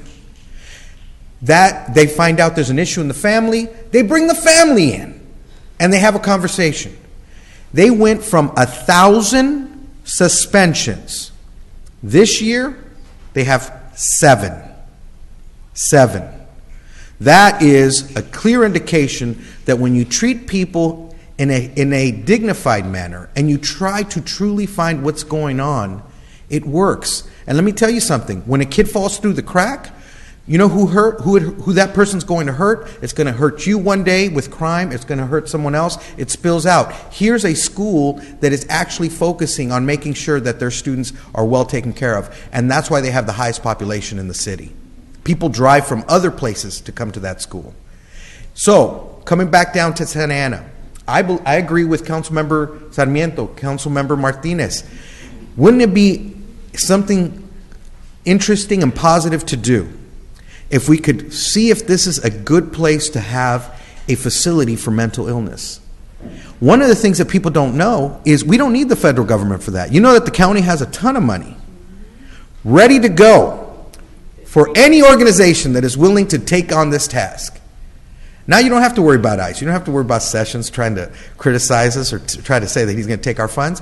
We could protect ourselves and protect our own community that we see right outside these doors. So I just want to say, keep doing what you're doing. If people are getting tired of what you're saying, say it louder. And we're going to continue to do this and move it in the right direction. I understand your concern. I ask that you have confidence in those of us up here who are going to assure that the reuse is a reuse that has a public benefit and not another holding facility. And that's all I have to say, Mr. Mayor. I do have a couple questions for Mr. Garcia. Some of the members of the community addressed some legitimate questions. And one, just taking a step back before that, we received 2 proposals. I would have hoped to have had, numerous proposals to have been able to compare more, look at what stood out. Here with 2, ultimately you end up with one who's going to be selected and one which is not. There were some questions around the proposal that is being recommended. I did a little bit of research myself, and I believe that you have some information as to that the suggestion is that the company or the firm that's being recommended, that their primary role is in the area of detention centers, building them, and it's a reasonable, if that's the case, then it would be a reasonable assumption that what they're going to turn around and recommend is using the facility as a continued detention facility. Do they have other experience with reuse studies? Have they been in situations where they have made recommendations that are more outside the box? Some of what some of my colleagues here have made reference to. Can you speak a little bit to that? Sure, absolutely. Part of why staff is recommending and the reason that they were scored so high is the overall portfolio. We do have a representative from the company here to answer any specific questions, but they do work outside of just jails or building jails. There's other components of the justice system, such as building courthouses. They actually do have experience with public health facilities, as well as building community centers and other public infrastructure, as well as also private development. So they provided a well-rounded and balanced approach, which we felt would provide the city the benefit and value to provide jail use options or completely outside the box options. When we spoke with the consultant about the refining the scope for what's presented to you tonight, we mentioned, for lack of a better term, a wild card option. Give us options that we may not be thinking about. You're looking at this facility with new eyes, without any biases. What options are out there? And we felt confident that they would be able to provide that. Thank you. So that does help me, and I think probably some of my colleagues as well, to know that that is what we tasked them with, that they're capable and have been able to demonstrate that staff looked into that specifically, because that's part of the message that we're hearing both from the community and the community meetings that were held, as well as comments from council. At this point, the fact that we're looking to expedite, again, we're now in a position where there is more of a sense of urgency. We had been discussing the Symptom Jail review study for a little bit of time and positioning ourselves for that, getting ready for it even prior to the ICE actually issued the RFQ prior to the ICE deciding to step out of their contract with the city. So seeing that we would be able to have options here within the next 4 months, and again, the fact that these are just options, even if they do recommend the detention, ultimately it'll be for council to decide whether what option we choose to move forward with. So given that information, that background, I'm going to be supportive of us moving forward with this. Thank you. Thank you. If I may, I want to make some comments, and then I'll call on Mayor Pro Tem, because I know she has another comment she wants to make. I want to start with the fact that, and Sal, maybe if I get your attention just for half a second, because I'm reacting to something that you said earlier. When the jail was originally built, it was not built, and this is before Carlos, our chief, his time, and like most folks around here, it was not built to house Santa Ana residents. That was not the intent. The intent was that we would get our officers out of the county jail. Why? Because when Brad Gates was here and the county jail was full, we would send officers over to arraign potential inmates, and they'd be there all day. You'd lose them. The waiting lines were so long, the process was so low. and the cost of that, because now we wouldn't have officers out on the street. They'd be lost to the booking process. Not only that, to add insult to injury, the county jail was full. They would release people immediately. They wouldn't really get into the system. Our officers would come back after spending a full day down there, and now they'd have to arrest somebody else that it didn't matter if they arrested them because they were just going to go spend all day down there, cite and release. We were a revolving door. We had 90 plus homicides, and everything was out of control. So that's why we started first with 72 beds, a temporary facility that we had in Portables. Then we said we're going to go and ask the community to increase a tax, and we took the utility users tax from 5 to 6%. That generated enough money such that we had $128 million to build not just the jail but also the police facility building. It was all one package. It was back in 1995, and guess what happened? The county went bankrupt. So we had this money sitting with the county, and now some of the money was gone. And so we were 85% done building the facility and no money to finish it with. That's why we got HUD involved. I spoke to then, secretary at the time, Henry Cisneros, and I said, Mr. Secretary, we need about a $30 million loan because we can't finish the building. And we went to the contractor and said, keep working. We don't want you to stop working. We have no money, but you have to stop working because we're going to get a loan. Guess what? In 30 days, we had a loan to continue to pay the contractor so they could finish the building. So we got the building done. In the early days, we were making, and I just sent you all a budget so you can see the numbers, and please look over the years, but in the early days, we were making about $17 million a year from the operation itself. We had, officers that we weren't paying the rates that we're paying today. That was part of it. But also, it was at 500 beds, and it was full. We're even trying to figure out, can we do more than 500 beds? And it went along for a period of time. Now, keep in mind that utility users tax, that increment, and the money that it raised, that $128 million that we're using to now service the debt, that goes away in 2024. And I hope and I believe that some of you may be on the council at that time, and if not, our successors will. But at that point, there's going to be a windfall to the city because it will be completely paid for, and that utility users tax, that increment's not going to go away. So at some point, some of that money is going to come back. And I agree, things have changed, and basically, I think the level of occupancy at the jail, that's the main problem. We almost have more now, detention officers, than we have more staff than prisoners. I mean, there's no model that's going to work when you have that situation, so we need to do something, and I am supportive of this study. But I will tell you, part of what we should consider as we consider that option is, can we emulate some of what we've done in the past? Because the disaster that we have now, we've never had something this bad. Now, it's been gradual.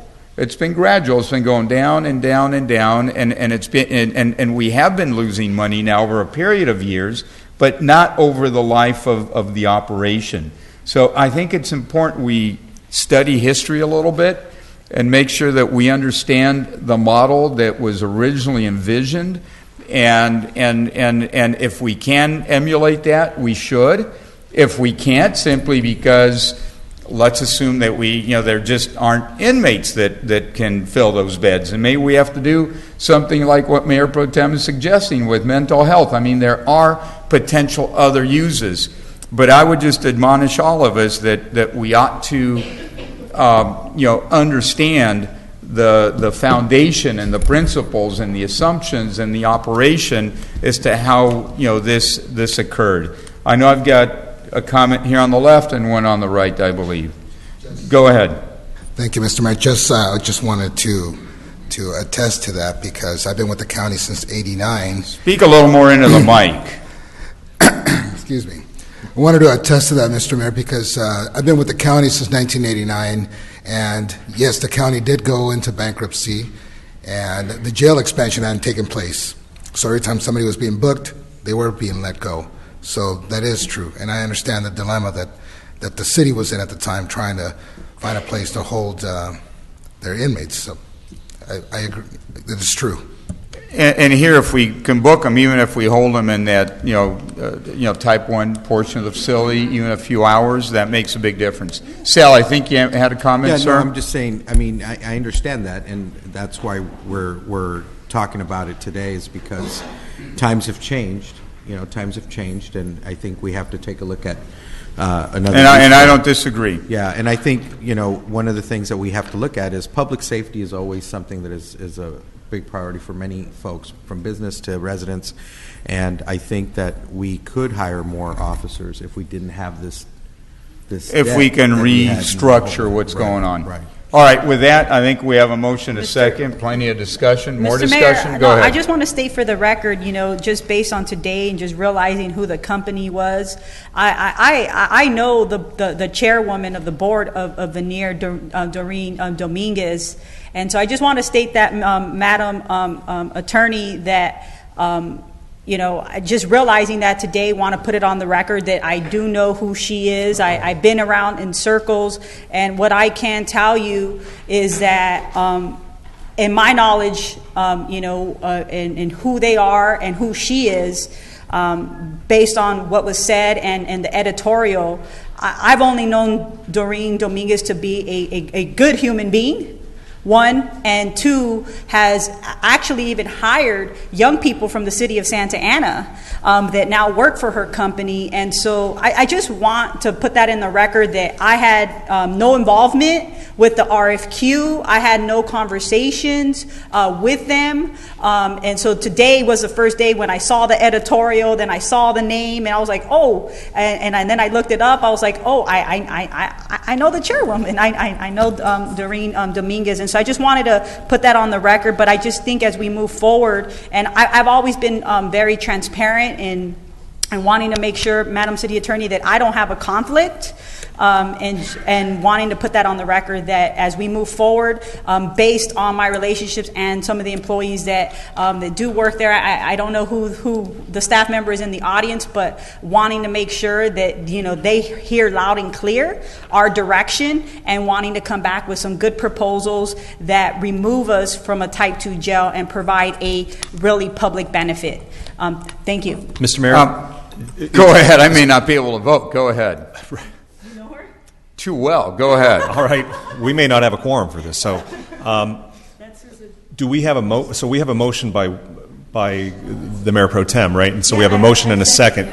So my concern is, Madam City Attorney, my, comment or remark was to include the additional element of the question that was originally posed to the prevailing vendor, which was to not only look at the reuse, but also to look at the condition, right? Because if we're talking about maybe reintroducing a holding facility, a type 1, I think that question needs to be answered, whether it be through the original amount that was procured or whether we need to augment with the additional monies.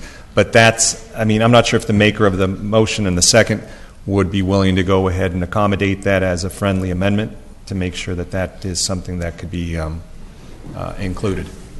I accept the friendly amendment. Well, you want to repeat? Can you restate it real succinctly? You want to restate it, Madam City Attorney? Let's see, as I understand simply it, include element 2. He'd just like to clarify that he'd like to add in the element of looking at the reuse alternatives and the conditioning and the conditions.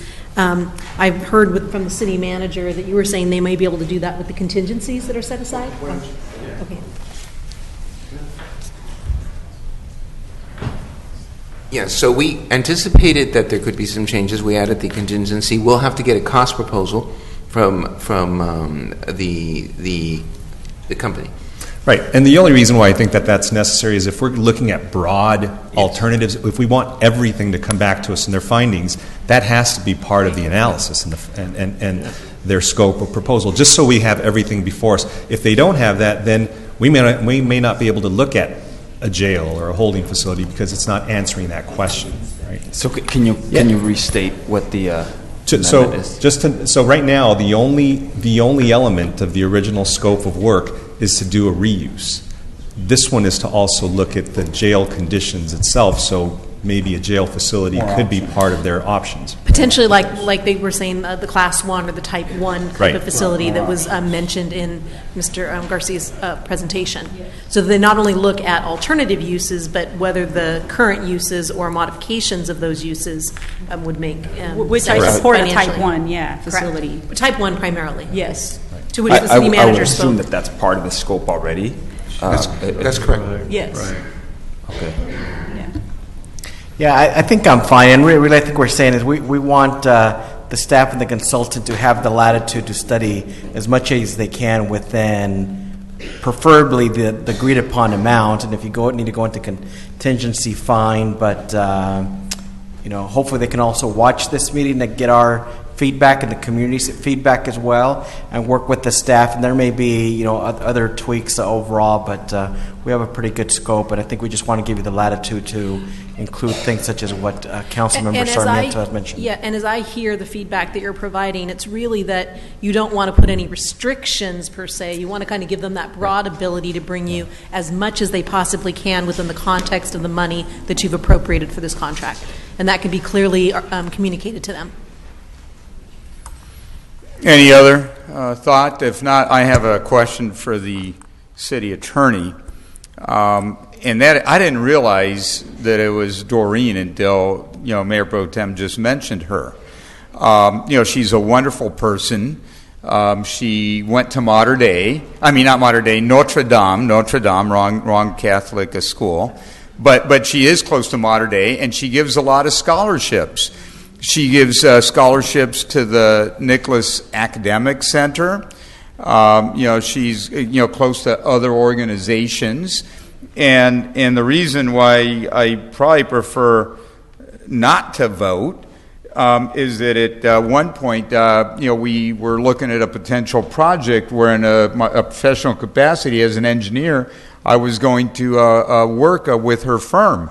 So I just feel too close, and maybe it's just my discretion, but I didn't know that. Now that I realize that, Madam City Attorney, I'd prefer just to abstain and state for the record why. To the extent that you may be working with this individual on a project and you have an economic interest at stake, I would advise you not to. I don't have anything right now. This is something that occurred a few years ago, but I just feel too close, and if the council will allow me, I'm just going to abstain on the vote. So why don't you call for the question? I'll leave for a moment. Call for the question. All those in favor?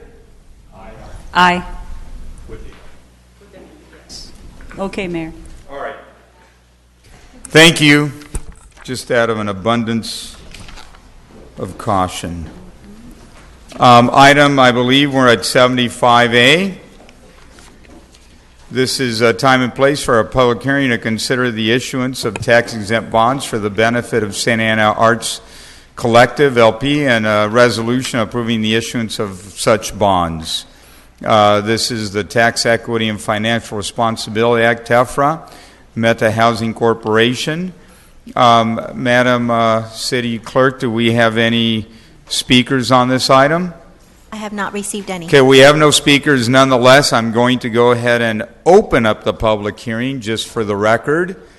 And seeing no one, I'm going to close the public hearing. I know we have staff ready for a presentation, but if we don't have questions, I'd prefer to entertain a motion. Move the item. We have a motion. Do we have a second?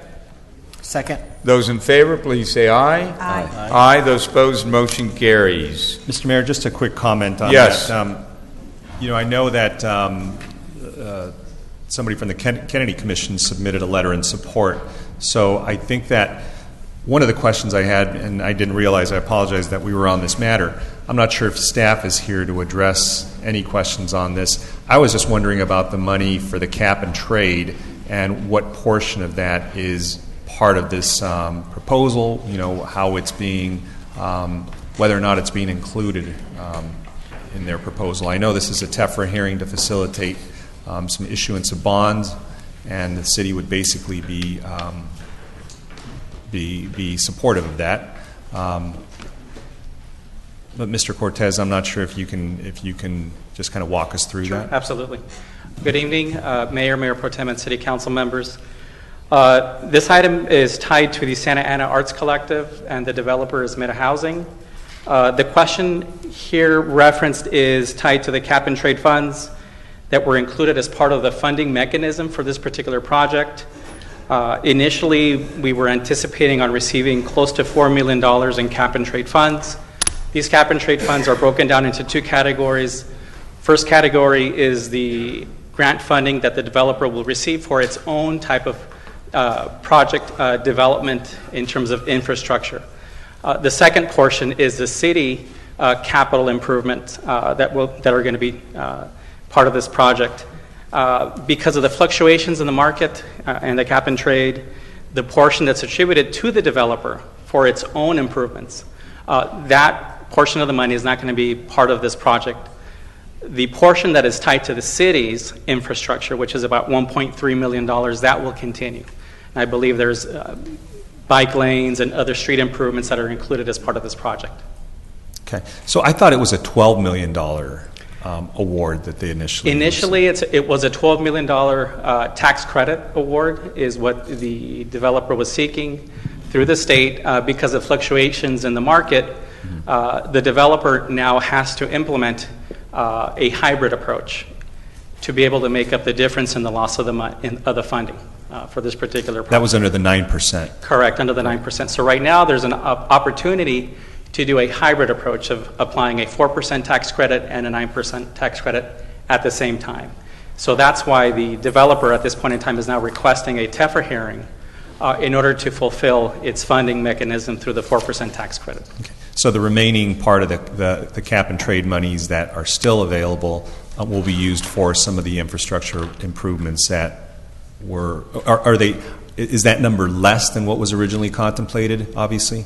Or is it not? On the city portion, no. On the city's portion, it still remains the same, about $1.3 million, almost. Okay, and that's for the streets and the bike lanes and correct improvements around the area. All right, very good. And I appreciate staff doing the background on this. And we're still not sure if they're going to come back to the city for additional monies, right? Because I know that their original request, because they sent us a letter about a month and a half ago. So if the hybrid approach goes through, the developer will still need about $1.3 million in additional funding to be able to do this project. If the hybrid approach does not go through and is not approved at the state level, then the developer will come back and potentially request up to $2.9 million in additional funding. Got it. So we want them to prevail because they'll come back to us with a smaller ask. Absolutely. Right. But nonetheless, whether it's 1.3 or 2.9, they're still going to have to come back to us, and they'll have to be a sole source. We won't be able to procure for those funds, right, because of the timing for the credits that remain. Correct. And right now, CSG Advisors is currently conducting a second opinion on the $2.9 million request. That information is going to be presented to the ad hoc committee. I think we have a meeting that we're going to be scheduling towards the end of April. And then pending the ad hoc committee's recommendation, we will bring those recommendations forward to the entire city council. Right. I just wanted my colleagues to be aware that they may come back to us. We may not be able to go out and procure, but because if the project is a sound one and there are community benefits like improvements to infrastructure, they're using cap and trade, they're getting plenty of subsidies, and it's going to provide additional affordable housing. At least I wish the affordability were a little bit more profound than it is, but nonetheless it's some additional housing. We may have to go out on a sole source on this one because we do have to. We would like to help them meet their deadlines, right?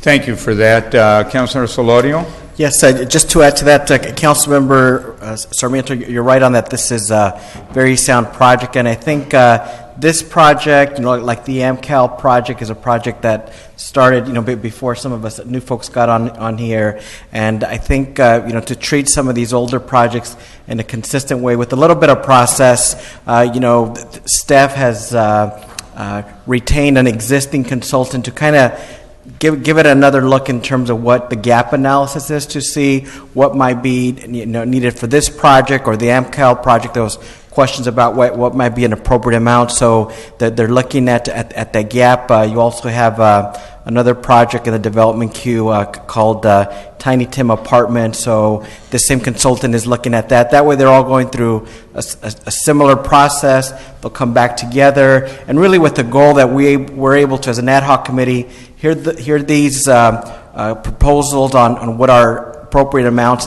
in late April, so that then it could come back to the council in May, so that all these three projects can have time to meet the deadline for the tax credit deadlines, which are, I think, in June. So we want to have staff, do that work, look at them all from a consistent viewpoint from the same vendor, and then give council time to review it and hopefully approve the funding prior to the June deadline. Yeah. So my compliments to the ad hoc, and you guys are doing good work, I think, going through that.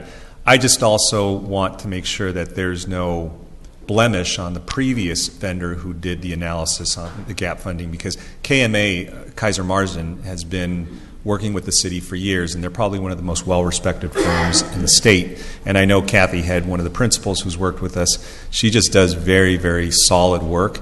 So I get that, that was done before, and even if, some of these findings were done before some of us came on, it depends on the quality of the firm that does the work as well. Mayor Pro Tem? Mayor, I agree with some comments and assessments, and look forward to having our meeting coming up. There were various other questions I asked and information and policy direction beyond just the gap analysis and what we're trying to do here to accommodate these developers with affordable housing. But I always just cautious us, as I asked for, as we move forward and you look at the infrastructure for the city of Santa Ana, and you look at us continuing to grow and develop and provide the housing that's needed, the reality is that after the development is built, we know that, that development is going to use our sewers, is going to use our water system, is going to use our police, is going to use our fire departments, on and so forth. And many times we don't take that into consideration. So growth is not a bad thing, but you have to grow smart, and you got to have an economic analysis on what does that mean for the city from a sustainable aspect moving forward, with us being able to maintain that infrastructure and those core services that are going to be going to those development in those areas. And so I would just continue to caution us to get as much information as possible. And what does this mean for us from a sustainability purpose as we move forward, developing and increasing our housing stock? Can we continue to do so at the rate that we're at, because we need to provide housing for our residents, but are we going to be able to maintain its infrastructure and services, within a 40-year life cycle? And so I would just ask for us to continue to do analysis on our finances and our infrastructure, because it costs the city money, and we sometimes don't take that into account, because we believe that when we're working with developers and they're paying fees, initially the upfront cost of all their user fees and the fees that they're charging, it seems that the city is benefiting because we're getting all these one-time fees. But looking at the cycle of the development, and I'm giving a 40-year period, there are services that the city has to continue to provide and maintain its infrastructure, not just within the development, but our sewer lines don't just, they just don't stop in one development. They are connected into a whole network, just like our transportation system. And so as we move forward, I just hope that my colleagues take that into account. I know I continue to repeat myself over and over this, but at the end of the day, cities are not going to be successful, and one like Santa Ana, if we continue to grow and not do it in a financial and a smart way to making sure that we're able to sustain our infrastructure. And our infrastructure is an asset, and if we cannot maintain it, we're not going to be able to keep and retain those folks that are living in those developments. And so I would just ask my colleagues to continue to look at the big picture versus just looking at what we're just trying to provide initially, which is housing for our residents. All right, I think we've had enough discussion. Those in favor, please say aye. Aye. Aye. Those opposed, motion carries. Now I'm going to recess the council meeting, go to the Housing Authority. I would entertain a motion for items 1 and 2. So moved. Second. Those in favor, please say aye. Aye. Aye. Those opposed, motion carries. I now want to have us entertain item 3. Move the item. Second. Those in favor, please say aye. Aye. Aye. Those opposed, motion carries. Mr. Mayor, I do want to make Go ahead. one comment on that, if you don't mind, and Go I'll share ahead. additional information with my colleagues as well. This item is for 2 additional affordable housing projects, one to be developed by Jamboree Housing, 75 units, and that'll be focused on permanent, supportive housing with wraparound services for homeless veterans. So that's a great thing, and this is a good example of what we're doing to address the homeless situation, but also how we're doing right by our veterans. Also included is another project by Community Development Partners that will have Mercy House as its service provider, and that's going to be for 25 permanent supporting housing units for chronically homeless individuals. And these really are part of a package of what I'm identifying as 7 affordable housing projects that this council will be fully entitling this year, providing financial assistance to. And when you add all these projects, it's going to total 1,500 units. 1,500 affordable housing units in Santa Ana. It's an amazing amount.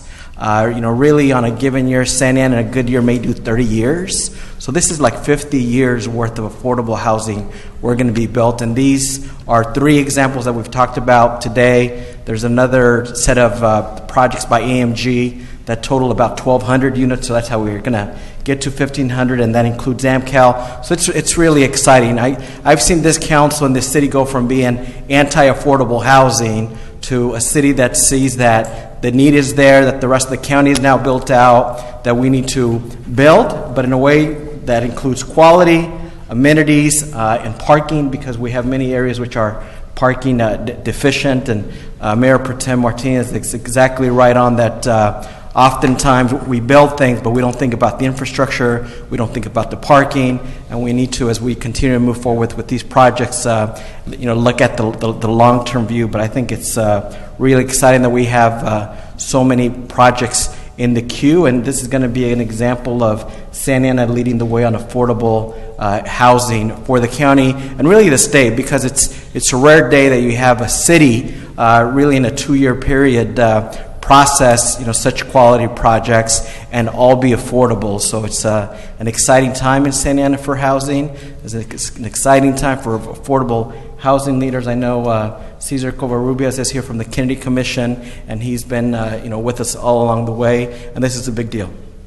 Comment by Councilmember Sarmiento, and then I've got a comment. Thank you, Mr. Mayor. And I know that you recall when I think affordable housing was a bad word here in this community, and so we know that we've gotten past labels and terms and realizing that we're here to help our families here in the city, and we know that housing is a crisis, and it is something that we all have to address. And I was briefly going to mention somebody you probably know, which is the mayor of San Diego, and today he went before a housing conference and said he is going to try to work with his city council to expedite the entitlement process for affordable housing development. So they don't have any more money than they originally do, but they realize that the entitlement process is close to 1.5 to 2 years sometimes for some of these projects. He's going to try to expedite it down to 6 months. And I think what we can do is, even though we don't have a large pool of money, but if we can get these projects entitled quicker, there is a crisis. People don't have affordable places to live, and we need to really work and expect a lot more from our planning staff to make sure that they realize this is a crisis. This isn't something where we can sit back and be static on. We really have to do some creative things. And this isn't going to cost us a lot of money. It's just sort of reinventing the way we expedite our reviews, accelerate the process, and get these units before the community as quickly as possible. So maybe you want to give him a call and let him know what he's doing, but I think We'll be happy to. I've got a comment on that, but Mayor Pro Tem, go ahead. Yeah, thank you, and I'm glad that we have council members that are supportive of by right. I'm ready to move forward with an ordinance, Hassan, right now, and let's bring by right for affordable housing to stop that. I know our governor, he tried to move that forward and was stopped. And if Santa Ana wants to be a leader and do by right, by more and willing to do that immediately, I know our staff would be more than willing to do by right, and we can start off with affordable housing if we want to be leaders. And so I'm hopeful, Hassan, that you can work with us to get that started, because I know we've talked about that, and I'm glad Councilman Sarmiento is bringing that up, because there are always limitations to what that we want to do, and sometimes the community doesn't understand. And we get in the way at times, but if we want to remove the barriers and do by right, it would be much easier for the affordable housing development community, but also the private development community as well, because there are a lot of hurdles. But what I wanted to state on this is the investment that the city is making with these vouchers. It's in the tune of over $11 million. Right, that's a huge investment, and this is just not one-time money. Right, these are vouchers that are ongoing, and so when you add up the totality, if you look at all these projects, you have 75, and then you have 25 project and vouchers. It's not only us dedicating to moving forward with affordable housing, but we're making a big statement for Orange County. And I just hope that what we're doing here today will help the county of Orange, will help other cities step up to the plate. Santa Ana has always done its fair share when it comes to wanting to provide affordable housing here. But there is a crisis in Orange County, and others need to step up. There have been other cities that are starting to step up, but we can't house everyone in the city of Santa Ana. So let's just be honest. And so what we're doing here is great, but at a point in time, others are going to have to step up to help our veterans, our homeless, and also those that, are in a crunch. When you look at, the city of Santa Ana and you look at the entire region, it's unaffordable for a lot of residents here in Orange County. And so as we move forward, I just hope, and as we have this ad hoc committee, that we will be able to really define what affordable housing is for Santa Ana. Number two, who do we want to support? Do we want to make sure that we are going to support great organizations like Jamboree Housing, like Mercy Housing, that have been very supportive of affordable housing? Because when I look at affordable housing, I really believe that this is not just about helping poor people. This is about working class folks, young teachers, young nurses that can't afford to live here in this county. So I think there's been this stigma when you use affordable housing that all we're trying to do is just house poor people in Santa Ana. And that's far from the truth. And so this is, I think, a step that we're not just helping the residents, that need the assistance, but we're also moving forward to help our veterans. We're also moving forward to making sure that we help those who are vulnerable, like the homeless, which is, I think, that we're all compassionate about. But again, I would just end with this, Mr. Mayor, that as we move forward with how we want to use our affordable housing dollars, how we want to use our housing opportunity dollars, that we have policies in place and a process so that when we're distributing these dollars, we know exactly who we want to work with. Because I know in the past there has been some confusion about what direction we want to take, and I just think it's time, if we're going to do the buy right and we're going to utilize our funds, we know who we're giving that to, so they can get on a fast track to build the housing as fast as possible. So this is just one first step, but we have a lot more work to put policies in place to make sure we're able to provide the additional housing that's needed here in the city. Thank you. Thank you. Couple comments. One is, I think we have already, by right in many parts of town. So, as we look at that, we ought to track what's going on. And I just would caution that if we go too fast on the by right, then it's hard to go backwards. And again, it's not like we don't have them. Also, I agree that we need to expedite things, but just look at that front row of who's sitting down there, and look at the Public Works Department. Fred is pretty much alone, and meaning when you look at the Public Works, plan checkers, that's where we need staff, because we're talking about how do we expedite the entitlement process, and that it's really slow. Well, it's really slow because we're really overburdened. We're really overwhelmed. So I will call the mayor of San Diego and see what he's doing, but I'll tell you, part of it is just having bodies at the counter that can respond to people in a timely fashion. And I mean, now Hassan is shaking his head, even though I'm talking about Public Works. He knows what I'm talking about. It takes 2 weeks, but look, if you have a change, now it takes longer because now you have to talk about the change, and now you have to have an inspection, and the inspectors aren't available, and this is just the whole thing. So I think for housing, I think for economic development, I think to take opportunities and make them happen, that's an area that makes money for us. That's an area that is going to generate more growth and more income and more sales tax, and and it's a unique area. We don't have that opportunity in other parts of the city, so I think we really have to take that to heart. Also, I want to just say some good things about Larry Haynes and Emmanuel House, because back in the 90s, we had a dream of trying to house AIDS victims, and we raised $8.5 million. This was not Section 8 vouchers, which kind of come to the city from the federal government, and it's good that we're putting them out there, but we didn't go out there and raise this money. But with that Emmanuel House, we did raise that money, and that was a beautiful thing to see, because AIDS in the 90s was not what it is today. It was a much tougher issue to handle, a much tougher issue to address.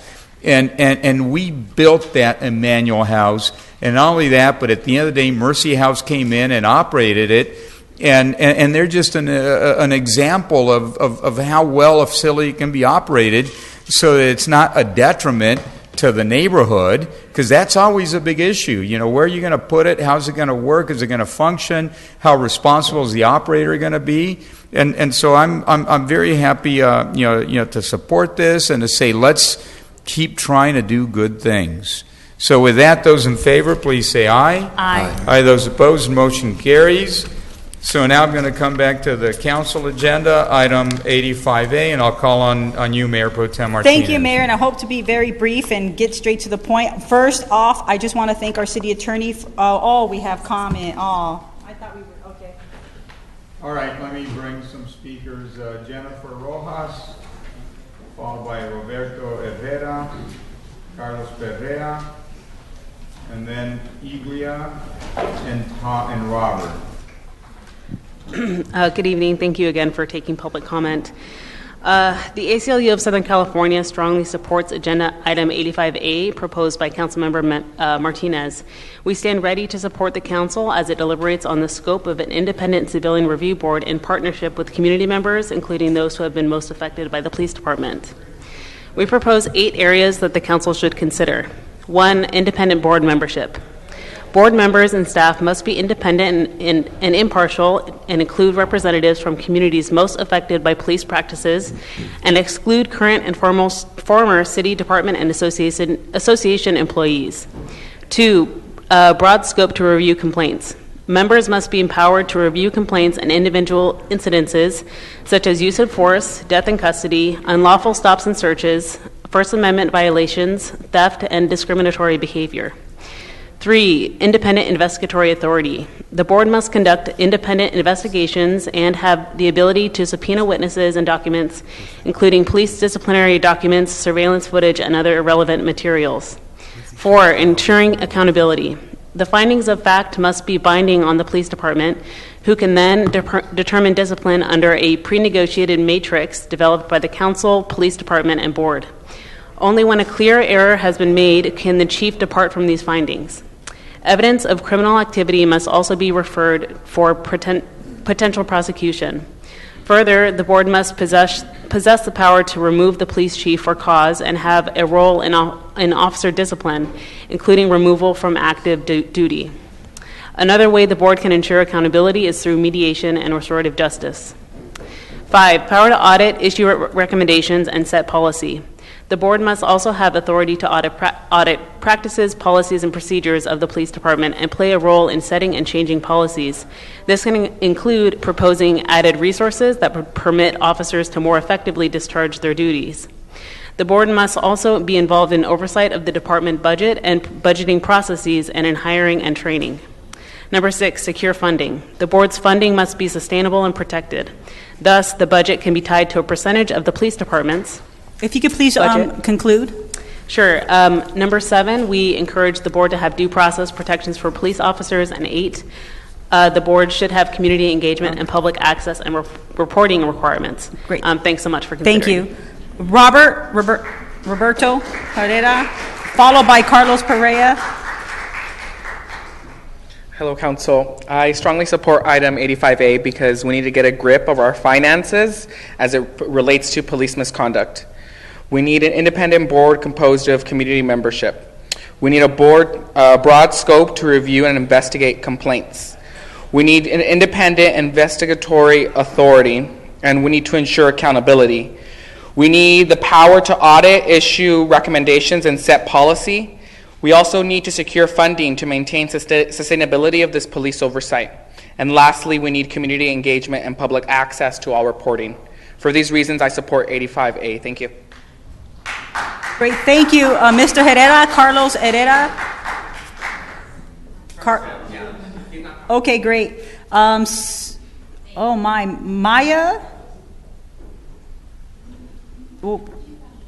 Ela? Oh, he left. Robert left too. Okay, that is it. Bring that back. I'm not sure where the mayor is at, but we'll bring it back since I'm chairing the meeting. And this is my item. I guess I can speak on this now, but I do want to be very brief, and I want to thank our city attorney. She has put forward a document that really provides us some information about Police Auditor, Office of Independent Review, and Inspector General, and then Police Commissions and Citizen Police Review Board. And she's provided this, I believe, to the entire City Council, and she also emailed that. And so this is one of the first steps that we need information to make a good informed decision on how we move forward with a Police Review Board. The other thing that I would like to ask for, and it's information, and that's for our city attorney, is to look at the history context of the past 10 years of excessive use force and what that has cost the city of Santa Ana. And so that's one of that's already been done as well.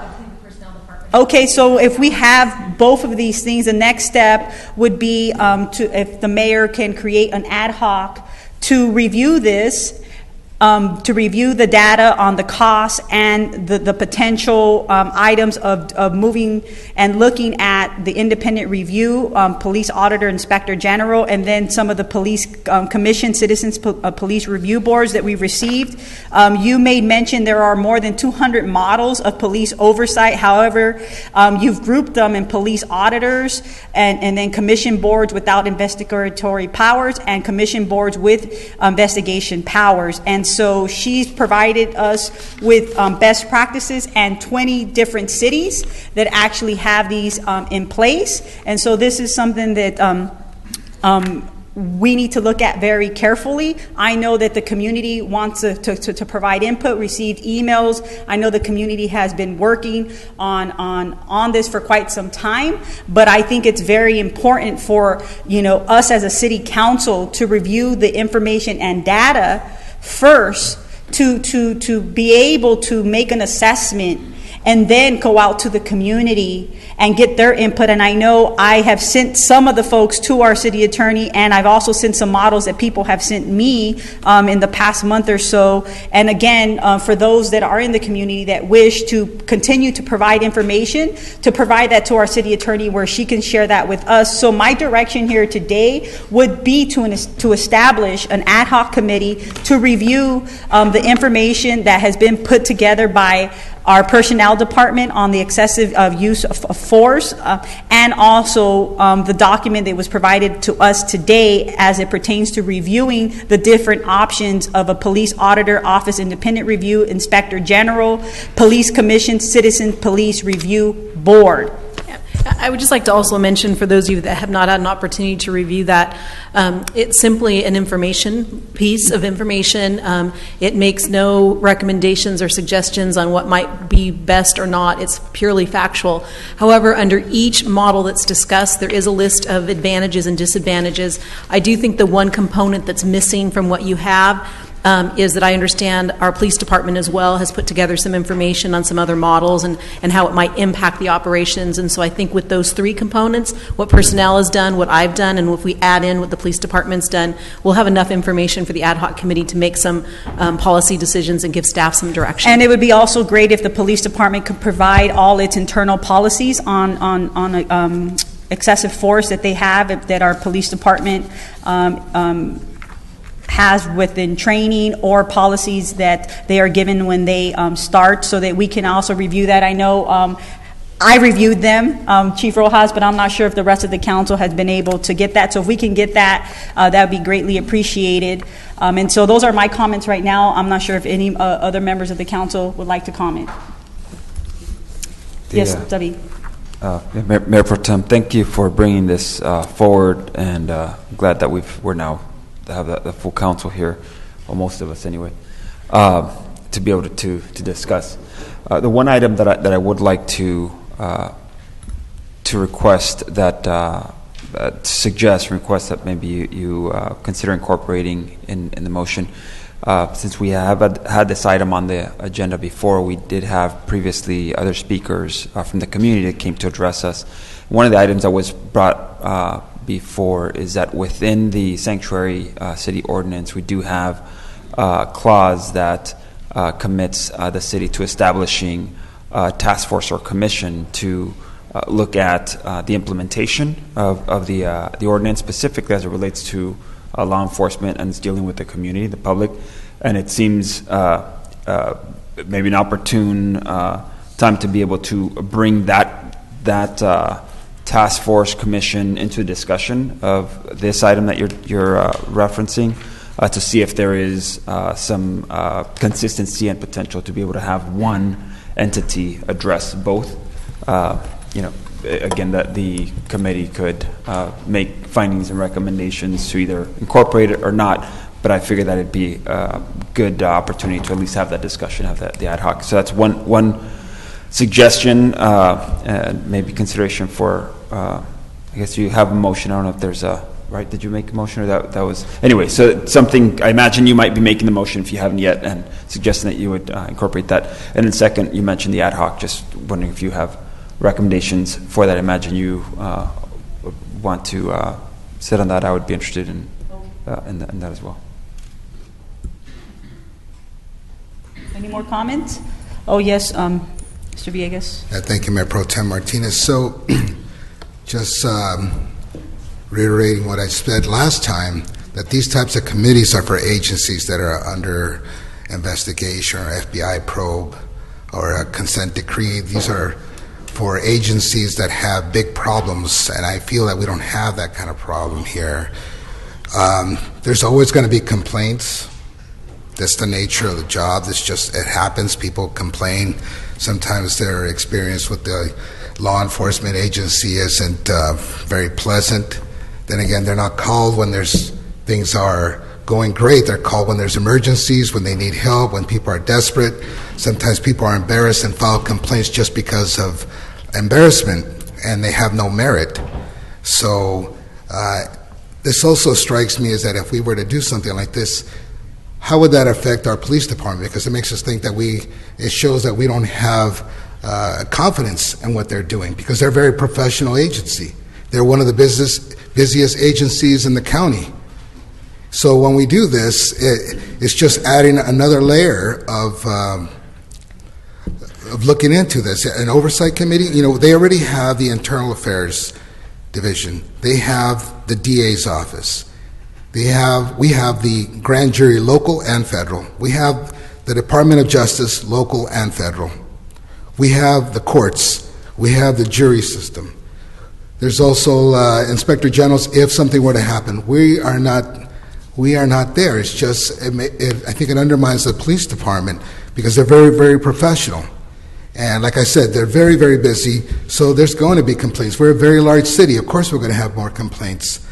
And I don't need to sell that we have a lot of crime going on right now, especially with the shootings.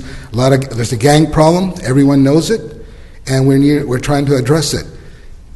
Some of these complaints, like I said, they go without merit. And I believe, Madam City Attorney, can you tell us a little bit about how we have we settled some of these cases of complaints? Have we settled anything that's been not ruled justified by the district attorney's office? So all of the cases that we've settled, at least under my tenure, as I recall, I do not believe that the district attorney's office in any of those cases found that there was wrongdoing, at least at the criminal level. Many of the cases that we settle are in the civil context. With criminal level, it's beyond all reasonable doubt. At the civil level, it's preponderance of the evidence of whether someone's rights have been violated. So we have to evaluate those cases under that different standard of review and have to anticipate how a jury might feel given the facts that are there. So we have settled a significant a number of cases, and in some cases for millions of dollars. But in those cases, the district attorney did not find that the officers were committing any type of criminal conduct. Right. So thank you very much for your answer. So I see that this is without merit. Who wants to have a committee from the outside overlooking a professional organization? It's just like we wanted somebody to come and look at us. We're all professionals, and I just feel that this is not a good thing. We are having body cameras. If you're worried about that, we're having body cameras being implemented in the program. Is that correct? Chief, is that correct? If Chief can come up for a second.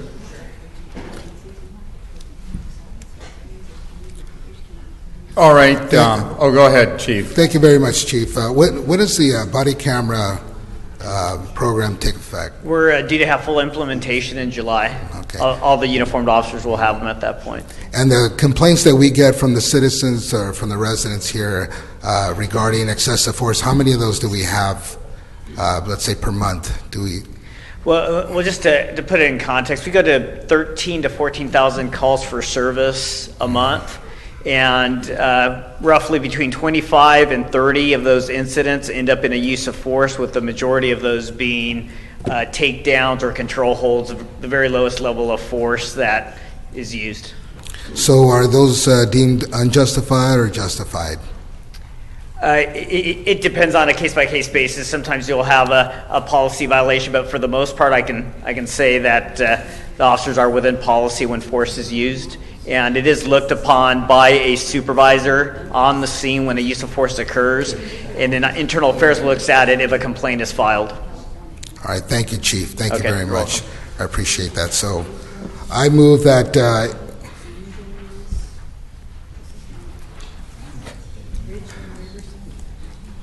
Go ahead. I was going to say maybe we can have this sent over to the Public Safety Committee for review to look into it. I know we have some information coming from the city attorney, so we can investigate and do some more research on it. I know they've already started. Maybe we can do that. So is that a motion? That's a motion. Listen, yeah. So is that substitute motion? Substitute motion.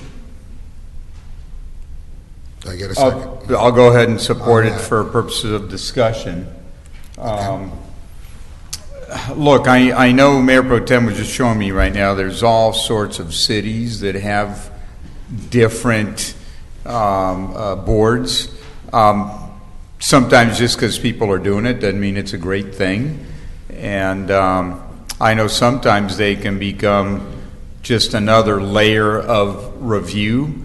And I think we already have quite a few for our police officers. So, if it's not broken, and maybe you're arguing that it is broken, but I think it's not broken, don't fix it. Leave it alone. They have plenty of review. Another thing I'd like to mention that they don't, unless you grant subpoena power, and then even if you do have subpoena power, the officers are not compelled to talk to you. No one is compelled to talk to you.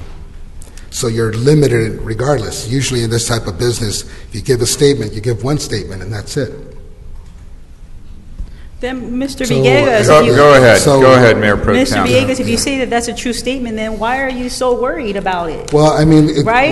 Is... And the second question that I would ask of you is that, we have a jury of our peers, right? So when there's criminal cases, when there's homicide cases, criminal cases in our court system, they don't have experience. So, they don't have experience in crimes or dealing with officers, but there's a system, there's still a jury that is able to be of your peers to convict someone. So there is no different when you're looking at moving forward and looking at and I'm not even saying if I'm willing to move forward with the Citizens Review Board. I also mentioned a police auditor officer of an independent review, right? I'm asking for options. And thirdly, that we should have the facts and the data about how much money this city has spent. And if you're telling me that we don't have a problem, when the city provides you the amount of money that we've had to pay out, that is ridiculous. We can reinvest that money back into our police department, but you got to have checks and balances,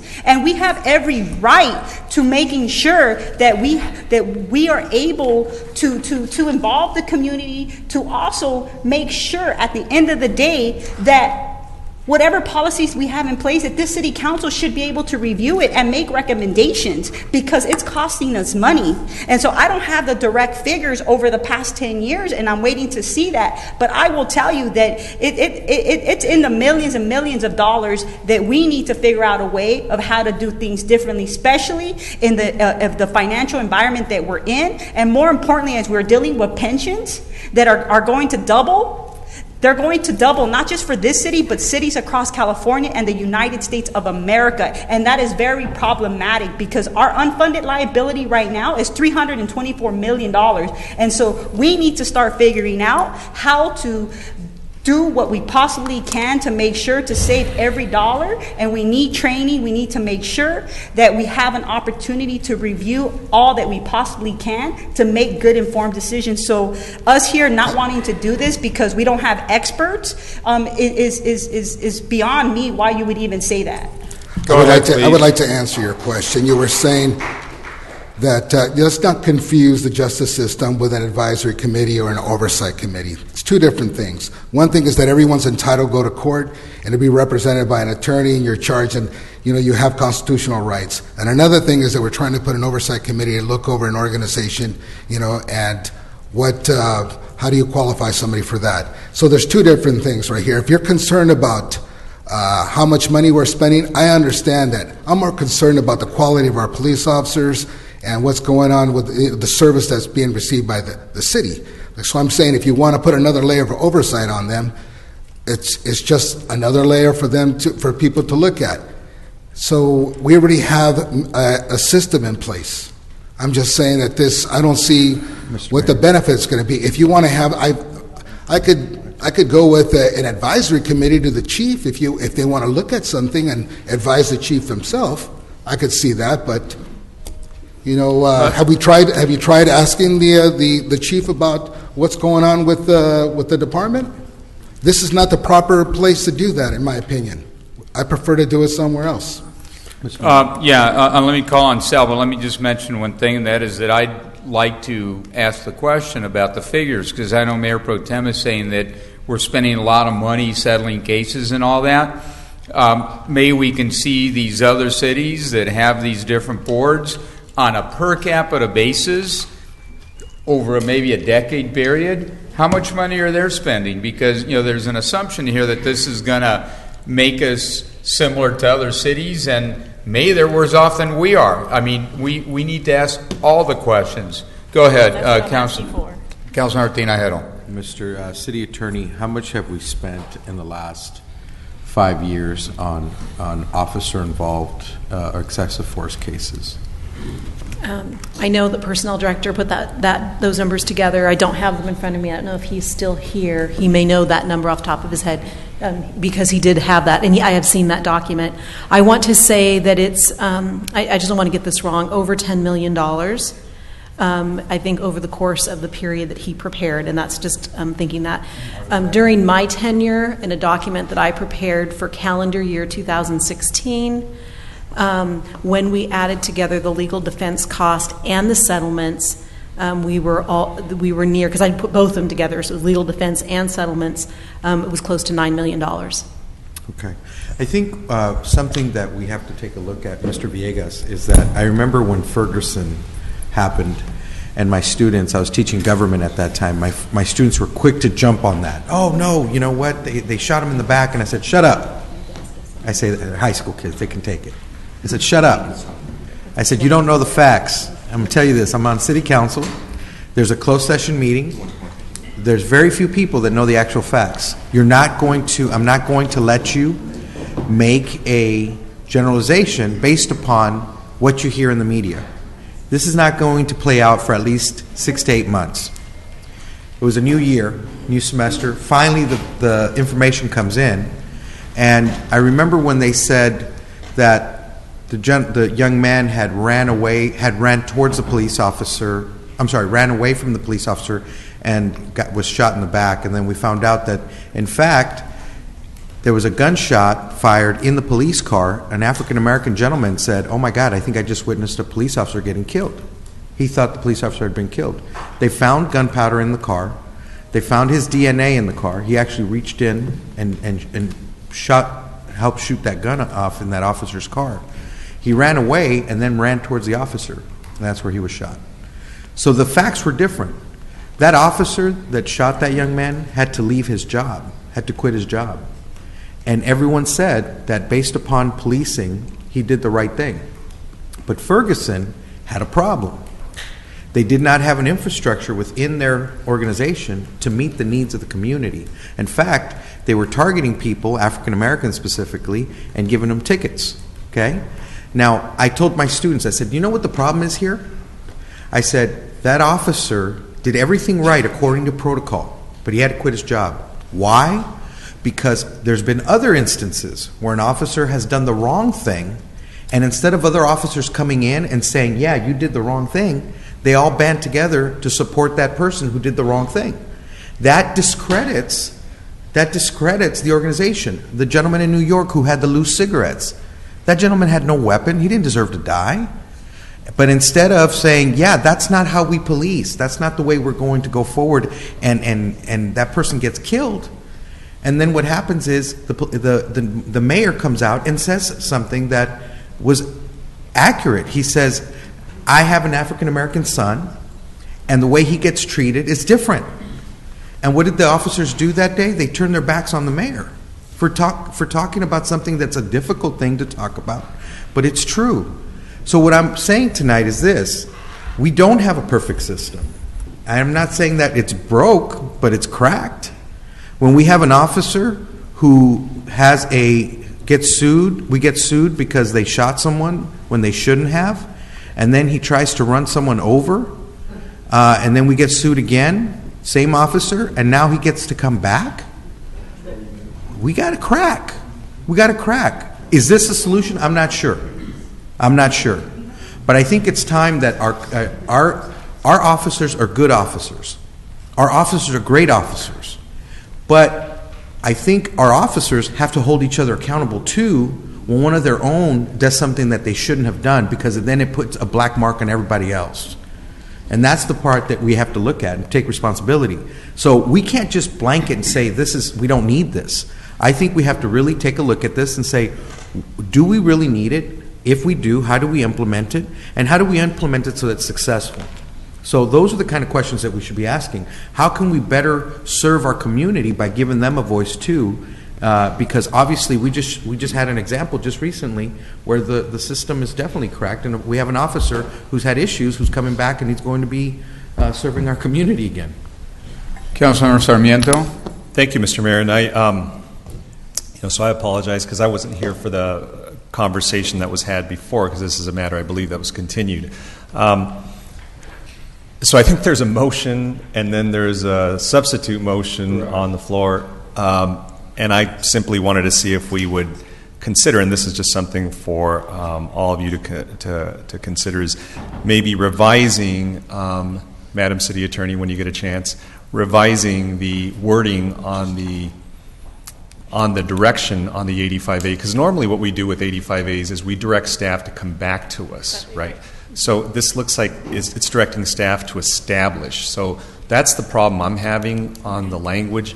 I think that what would be better is if we directed staff to provide options on the formation, on the potential formation of an independent review or citizens review. And I think that's what Mayor Pro Tem's objective was, if I heard her correctly in her comments. She wants to see what the findings are, and for all of us to understand what the findings are. And maybe, to some of my colleagues who said, well, there isn't a problem, maybe because some of us have been on I wasn't on for 20 years, but the mayor's been on for 20 years plus. We've been on for 10 years plus. We've seen over the years years that have gone really well and then years that have gone really sour, right? And so we just think that maybe the public who's being impacted by this, and we shouldn't just think about this as dollars and cents, but we should think about this as lives as well, right? Not just the lives of the public, the lives of the victims, the lives of the families, the lives of the officers who maybe needed additional training on some help that we should provide, because that's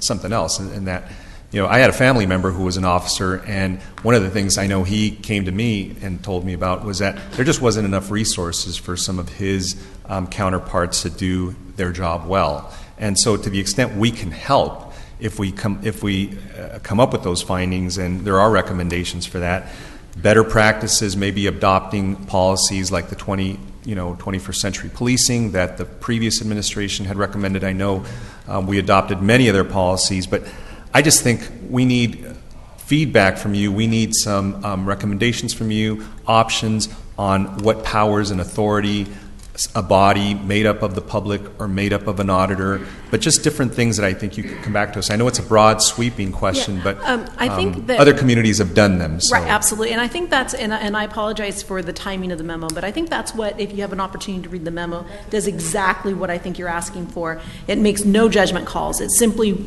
tells you this is what these other cities have done, without judgment, without analysis of whether they've been successful or not. It's just, here's the model, here's the pros and cons of that model, so here's your different options. I think the personnel department prepared the analysis to tell you, do you even have a problem? Yeah, because I'd like to hear from the police, and I think if we Exactly. make a decision here tonight without their opinion, then look, it's a hall. But that was my point. The which thing was, is, Vince, is that I'm not making a decision to do anything. I'm asking to get the information and so that we can make an informed decision if this is the direction we want to take. I'm not in any way, shape, or form, I'm not saying I'm for a police auditor versus a police commission. I think Mr. Lots of Villegas is alternatives. just making the assumption that I want a police commission, but I never once said that that was the direction I wanted to take. From the very beginning, I inquired about findings, wanting to make sure where we stand, what is our position, and where would this city council like to go. Right. So technically, Mr. Mayor, I think we'd have to dispose of some of the other motions before we could even maybe try to get to where staff would simply just provide us information is what I think we want to get to. By the way, I got this memo at 4:49 today. And, So that's 10 minutes prior and to maybe going. if we just roll it over 2 weeks, because if you read this part, what it says is, direct staff to establish an independent reviewer citizen board. I know there's more than that, but if you read that, it seems more than explore. Right. Well, that's why I was asking the Madam City Attorney to maybe amend the language. So I mean, it should. This is directing staff to establish a review board. I mean, I just want to remind the council that what we've prepared for this city council's consideration was what you asked for the last time this matter was addressed. We were given direction by a majority vote of the council to bring back to you information and analysis, which I know the personnel department has completed. I know the police department has completed its own analysis as well. I've seen some of it that the chief has put together. And the question is, we've all done our job now. We did everything you've asked us to do. What next step do you want to take? I don't think we're ready to create anything at this point, and I don't think that city attorneys should be the staff person, in charge of doing something like this. I really believe that has to be a collaborative effort with the police department, because they clearly need to be at this table talking. The question to you is, how do you want to make your next step? Do you want to have an ad hoc committee? Do you want to send this to your police, your public safety committee, or do you want to have a workshop so that all of you can sit here and get the information and then decide what you just want a question, I mean, because Go ahead. I think I had the floor on this one, and so my question was, couldn't you just bring it back as a 65A with your analysis and an RFCA attached to it with those three departments opining on this? That may be the next step, but that would come from the city manager's office. I mean, that would obviate the need for an ad hoc, for a work study, and just a lot of time. And, if it works, if it's something that this council adopts, and that's fine. If it's something that it chooses not to, then we bypass it.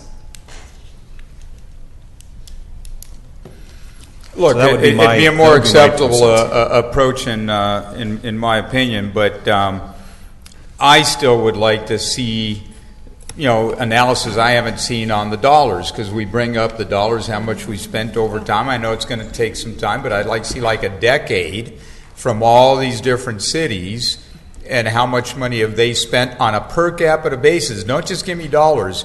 Take the size of the city into account, divide it by the population, so we have a more reasonable comparison to consider. Otherwise, we're just throwing darts on the wall, potentially heading into unintended consequences. Mr. Mayor, but And- I'm not and I talking don't wanna about a do that. one-size-fits-all, because every city is different.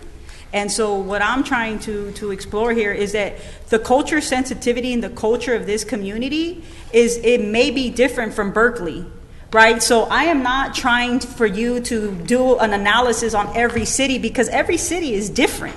But let's get some comparison. All I wanted was comparisons on what cities are doing what, because this is not foreign, this is not new, this is not something that just came out of the thin air, that this is something we want to do. 200 cities, there's 200 models, there's 500 cities in California that folks are doing. So this is not anything new, and we shouldn't be opposed to looking at this information to make good informed decisions. I think this city has never asked for information, and many of the councils, including yourself, Mr. Mayor, have made decisions without the appropriate information. What I'm trying to do is gather information to make a good informed decision. And I want to compare apples to if this apples. is the direction we're going to take, but comparing apples to apples is not comparing city to You city. need some metric. Yes, Councilor Solorio. Yeah, I think as we're all seeing, this is a really rich conversation, and to, punt it over to staff and say, do a request for council action with recommendations. There's like 100 different ways you can go, and I think that's why there's value really in what both Mayor Pro Tem Martinez is saying and Councilmember Villegas, and that, I think it's a good idea to have an ad hoc committee, because I know you have a real big passion and interest, so does Councilmember Benavides, but we also have a public safety committee that would like to look at it, and maybe we both ought to do that, because I know the chief cares about this stuff, the personnel board cares about this stuff, the council as a whole cares about it, and we don't really want to cede our oversight on this. And then Councilmember Benavides makes an excellent point about, we took an action on Sanctuary City to have some kind of oversight function to work with the police department, and this may be a way to tie in those objectives as well. And then, based off of the variety of the actions that different cities are doing, they also have different cost elements and staffing elements, and so before the council makes any decisions, or the staff, we also gotta look at the costs. As I mentioned, in addition to an ad hoc committee, our public safety committee would like to look at this. I know Councilmember Tinajero had shown interest as well. And then on the issue of use of force, I've noted that the city of Anaheim has an excellent open data platform for many areas of city government, including public safety. And in public safety, for example, one of the elements they track on an ongoing basis is use of force. And I like saying, you can't really manage something until you measure it. And so we got to look at all these different elements, and that's part of it. And that's something that, too, we should have on our city webpage. We also have body cameras coming on the way very quickly. And I think that's going to add a big element to oversight in what our police department is doing. As Councilmember Tinajero said, we have a lot of excellent police officers, and they mean right. But every now and then there's human error, or there's a bad actor. But on the whole, I know they care about this city, and that's why they provide services here. And I'll close just with the one point. I think a big overall missing element, and I hear a lot of frustration in the community from certain parts of the community, that the relation between the city's police department and the community isn't what it could be, because I think we keep elevating the bar for how we should be doing that. And a big part of that is we just are low on person power. We're low on our community-oriented policing program, and I'd like to see more community-oriented police officers. I'd like to see more officers get out of their car. I want to see more cadets. I want to see more police service officers. They all don't need to be a gang unit member or a regular patrol officer. We want to have a variety, and a positive variety, that interacts with our community and is there preventing crime. And I know sometimes we'll get accused, I'll be accused, that I want to, grow the police department budget and add all these positions. What I'm saying is we have dozens and dozens of vacant, budgeted, authorized positions in the police department, and we're not filling them. I'm saying let's fill them. Let's manage that department well. Let's do more community-oriented policing. Let's do policing in a way that includes prevention, intervention, and enforcement. And if we do that well, I think a lot of the frustration with the community will go away. And I think the big difference that I saw between the motion that Mayor Pro Tem Martinez is making and Councilmember Villegas is making is that, an ad hoc committee versus the city council committee. And I don't know why there's not a reason why we couldn't have the item on both agendas, because there is a lot of data to review, and so I think too that what the motions are about are having more discussions at the committee level, just because there's a lot to cover, and we also need to interact more with the staff and the police department on this as well. The problem is I don't sit on the safety committee. And right, that's what I'm saying. We could have both. I think that would be a good idea. Yeah. So go ahead, Councilman. But maybe this is a big enough topic that this council should or bring it back to the council. Yeah, because I think I agree. Look, bring it back to the entire this is something council. also that the public should be aware. Listening Study to, session. providing. And again, like we said, all departments, whether it's personnel, city attorney, police, all of them should comment. So again, I just think it's a large enough topic that we should have. Let me call on Councilmember Villegas, please. Just real quick, if you wanted to make comparisons to other cities, just contain it to Orange County then. Since we're here, let's see what other committees are out there. Keep it here. You said there's so many from everywhere else. Well, let's just do local then. Just a suggestion. Well, we're a large city. We're a very large city in comparison to the other cities. There you have it. Go ahead, David. I think Councilman Sarmiento made a good point to be able to wrap and to get us to action. Let's just bring this back to work study session. Yeah, bring it back to a work study session. And when you do that, if you have time, I'd like to see that metric of dollars per capita per, go back a decade or so on a reasonable number of cities. I would not say just limit it to Orange County, because I think we're a very large city, and it's better if we compare ourselves to a Long Beach or an Oakland or a Fresno, Richmond. Other cities, not Lake Forest or Villa Park. I mean, they're just very, very small. There's actually some really good articles. There was an article done And 2 they don't even years have their own ago police departments. that They have compared very sheriffs. Right. large cities like Cleveland, Denver, Houston. Right. The numbers are there, so we can get you that data. I'm accessing it now, and Because I know, traditionally, we've not only been a great department, some of the things you've seen in cities like Anaheim, you haven't seen here, thank God. We've responded quickly, whether it's a Hispanic community or the Vietnamese community or others, when there have been incidents. and we've been nationally recognized as one of the best departments in the country.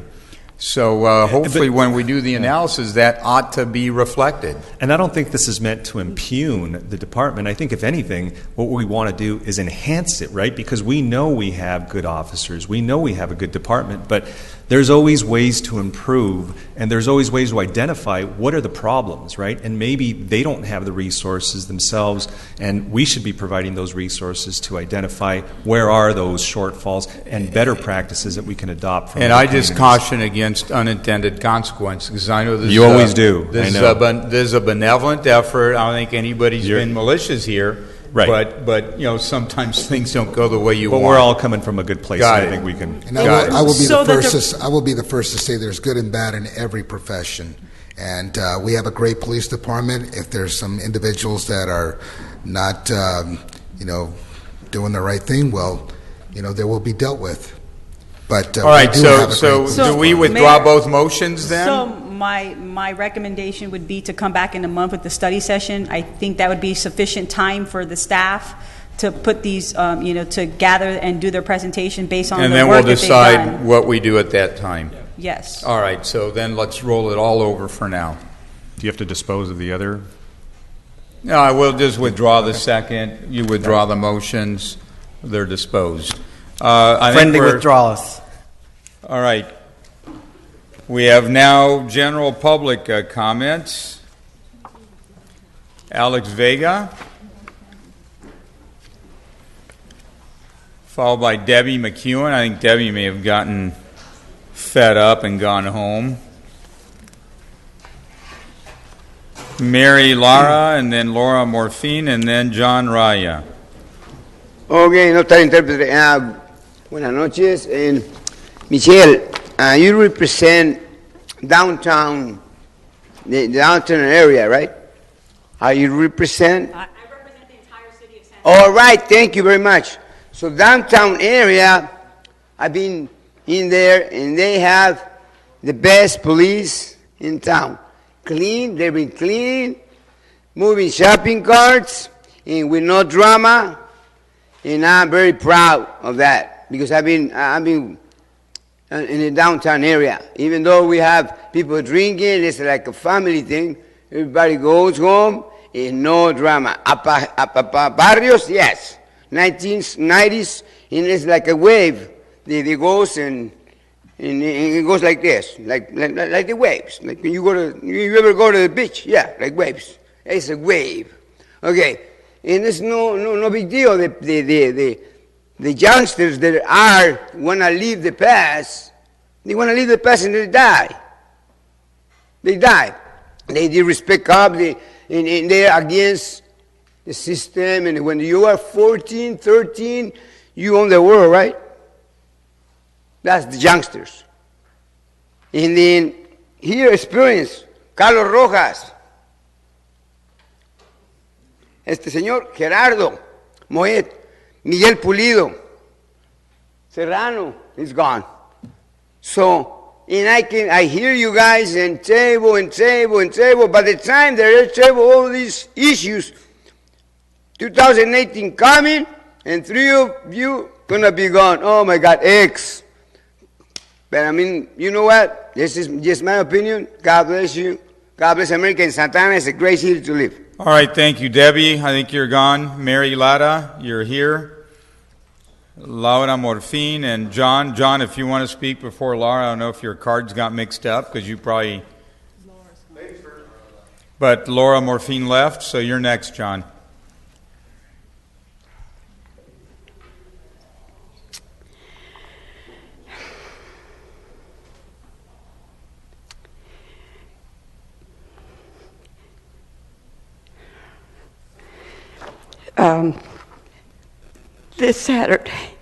This Saturday, for the first time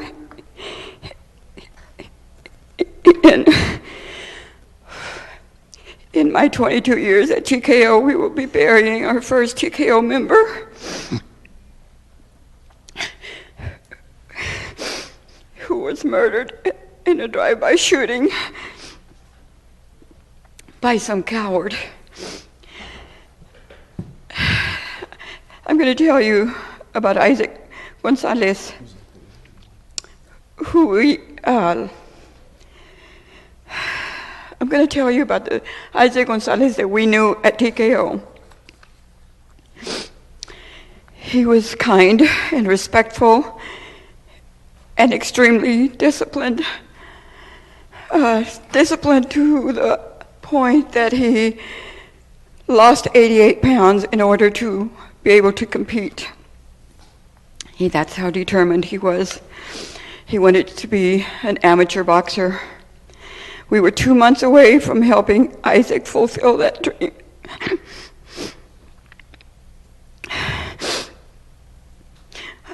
Isaac may not have been perfect, but none of us were at the age of 15. None of us are perfect today. But he was not a gang member, and that's been confirmed. As our coach Hector Lopez says, we do not train gang members at TKO.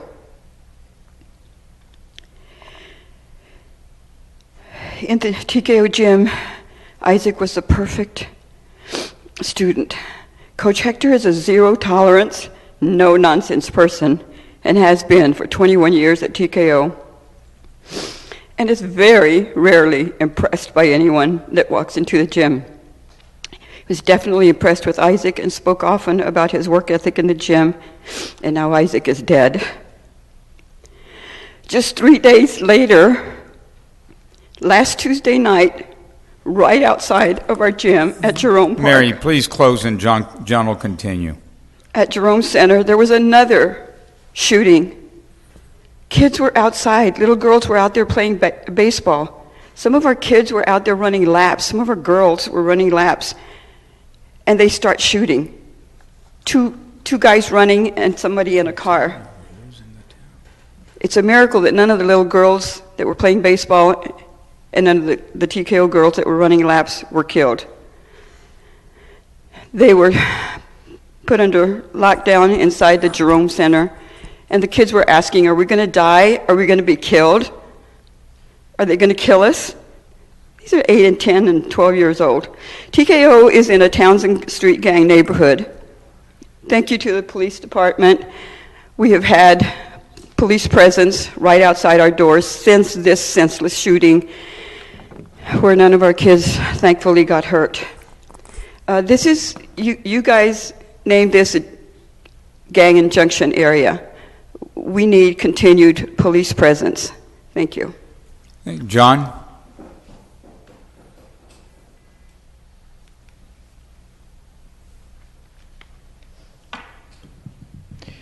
You know, there are a lot of things that we do, that we bear a burden on, and you know, we look at our children and we look at our community and we care. And you know, I had some other comments, but I got to tell you that when I embarked on this journey and was down at Santa Anita talking to gang members, and you would just come on I believe you just become mayor, Mayor Pulido. But sitting there on a park bench at Santa Anita talking to one of the veteranos, and it was somebody that I knew from the old neighborhood, and he goes, "Why are you here?" He says, "You're not in a gang." I go, "Well, I'm here because these people are on the same streets as my kids." I said, "Why are you here?" He says, "Because I had to do something that no parent should have to do." He says, "I buried my kid." He says, and these youngsters got to understand that. And here we stand, 22, almost 23 years later, still dealing with the same thing. Still dealing with the same issues. And I'm asking this council to do better. And I know, and I've heard, well, the statistics are better. The statistics are down. The numbers look good. I'm not talking about, that's a spreadsheet. When it's your friend, your brother, your cousin, your mother, your father, it's not a number anymore. It's got a face. It's got a name. It had dreams. It had hopes. And now they're taken. I want everybody to think about that and put it in that. And when you start thinking about those numbers as people, maybe we can all get together and do something better. You know, it's just wrong. It is just wrong. And, you know, one of the, I'm trying, is, this isn't easy. This is awful. I mean, it's a tragedy. He was a beautiful young man. Beautiful young man. I sat there Saturday night with my son just looking at him going, I don't know how I could deal with this as a parent. But as Mary said, we'd like to see that increased patrol presence and gang enforcement. I'd like to see more support, visible, tangible support for youth programs, because they need it. They go where we won't go as adults. They need it. Thank you. Thank you, John. Mr. City Manager, any manager comments? Very briefly, there's a flyer I'm about to show you a week from this Saturday on April the 15th. It's been 7 years in the making. You're all invited. Your executive assistants are checking your calendar. It's going to be groundbreaking for the Pacific Electric Park. And great cities have great park systems, and this is going to help us continue the momentum in the park system with a concept that multiple neighborhood associations worked for many years. So that's going to be the groundbreaking on April the 5th, on the 15th, I'm sorry, at 10 o'clock, April the 15th. So you're all welcome to join us. Thank you. Councilmember Sarmiento, please. Thank you, Mr. Mayor. Just very briefly, I want to thank staff for all the work that they did tonight preparing the reports and giving us background and context for a lot of what we addressed. It's just very difficult to pivot from what John and Mary were talking about, because it's, again, we are talking about sometimes resources and funding and the reality of what we're dealing with, but when somebody brings it home to a loss of life, and, the loss of life isn't only contained to that person, but it's that person's parents, it's that person's siblings. It sends ripple effects throughout the whole community. So that is something that we should all keep in mind as we deliberate on everything. One issue, the only issue I wanted to raise tonight was I know that the city is under a lot of scrutiny because of its position that it's taken to be a sanctuary city. One of the things I was going to comment to Madam City Attorney is that I know other communities that are similarly, I guess, similar to ours, where they've taken a decision to label themselves or term themselves as sanctuary city, are looking at how they can anticipate challenges to monies that have been normally received by the administration and how those can be curtailed. So to the extent we can maybe get in front of that, and to the chief, what I wanted to say is that, a lot of sanctuary cities are being called by some lawless cities, cities that don't abide by the law, and that's just not the case, because I don't think we've done anything by terming ourselves as a sanctuary city except codifying our practices that we've adopted for the past 20 years. And this has been a law-abiding city for that long and prior. So I don't know how we do it, but we do have to message to our own public that what we've done hasn't meant that we are going to release people who commit crimes, or we're going to look the other way, or we're going to not arrest folks who commit bad acts, whether they're documented or not. A person who is offending the law and violating the law is going to be arrested, detained, and prosecuted. So I think that message, for some reason, is being distorted by those who are opposed to sanctuary cities, which there are many, right? But we've had these practices for very long. And so we know that we're not trying to break the law. If anything, we're just trying to make sure that we allow our officers to be able to, have folks not be shy about reporting crimes, about being witnesses, about just helping prosecute, criminal acts. So to the extent we can get in front of that, or maybe message that, Mr. City Manager, the Chief, I think we need to do a better job of being good messengers for that. Other communities have done it really well. Some communities have been silent. Sometimes silence is acquiescence, and we buy into that myth that, hey, you know, a sanctuary city is a place where people can come, criminals can come and be protected, and that's just not what we, you know, decided to do by codifying these practices. So, you know, I would just say let's try to, you know, get out in front of that and make our narrative the correct one, right? Because it's going to help us when we fight for our funding, because there is a lot of cities that don't call themselves sanctuary cities that conduct themselves exactly like ours. So our question, and my question to the administration through the city attorney's office, is going to be, why would we be sanctioned? Why would we be penalized if other cities conduct themselves the same way? We were just valiant enough to put a label on it, right? Yeah, So- and I just want to make sure the council understands, and maybe that we can do a better job in communicating with the mayor and the council members. But administrative staff in the city manager's office has done an excellent job of identifying all the sources of revenue that potentially could be put at risk by these different actions. We've also been working hand in hand. I get emails almost on a weekly basis from Holland and Knight, your federal advocacy law firm, who is on a daily basis monitoring litigation and sending us information. And then Daniel Soto in the city manager's office and John Funk from my office are participating in a numerous different entities, California, different states, on what we're all doing. So we are part of a task force. We've signed on as amicus briefs. We've been taking phone calls, and so we're going to be ready. I want to assure the council that if these actions are taken, we won't be alone. We're working with other cities, and we will be ready. And I'm very grateful to Holland and Knight for some of the legal analysis they provided. And I think It's all of us have received those communications, and thank you thank all staff for that. I just think what I'm saying is maybe we can push that out to our community, Public, right? so the so public I think, you know, understands it. we have a good sense of what we're doing, and I think we're all being active about it. We just need to do a better job of defining that narrative a little bit more clear to the public. And again, we shouldn't be shy about, you know, a press release or a conference or something.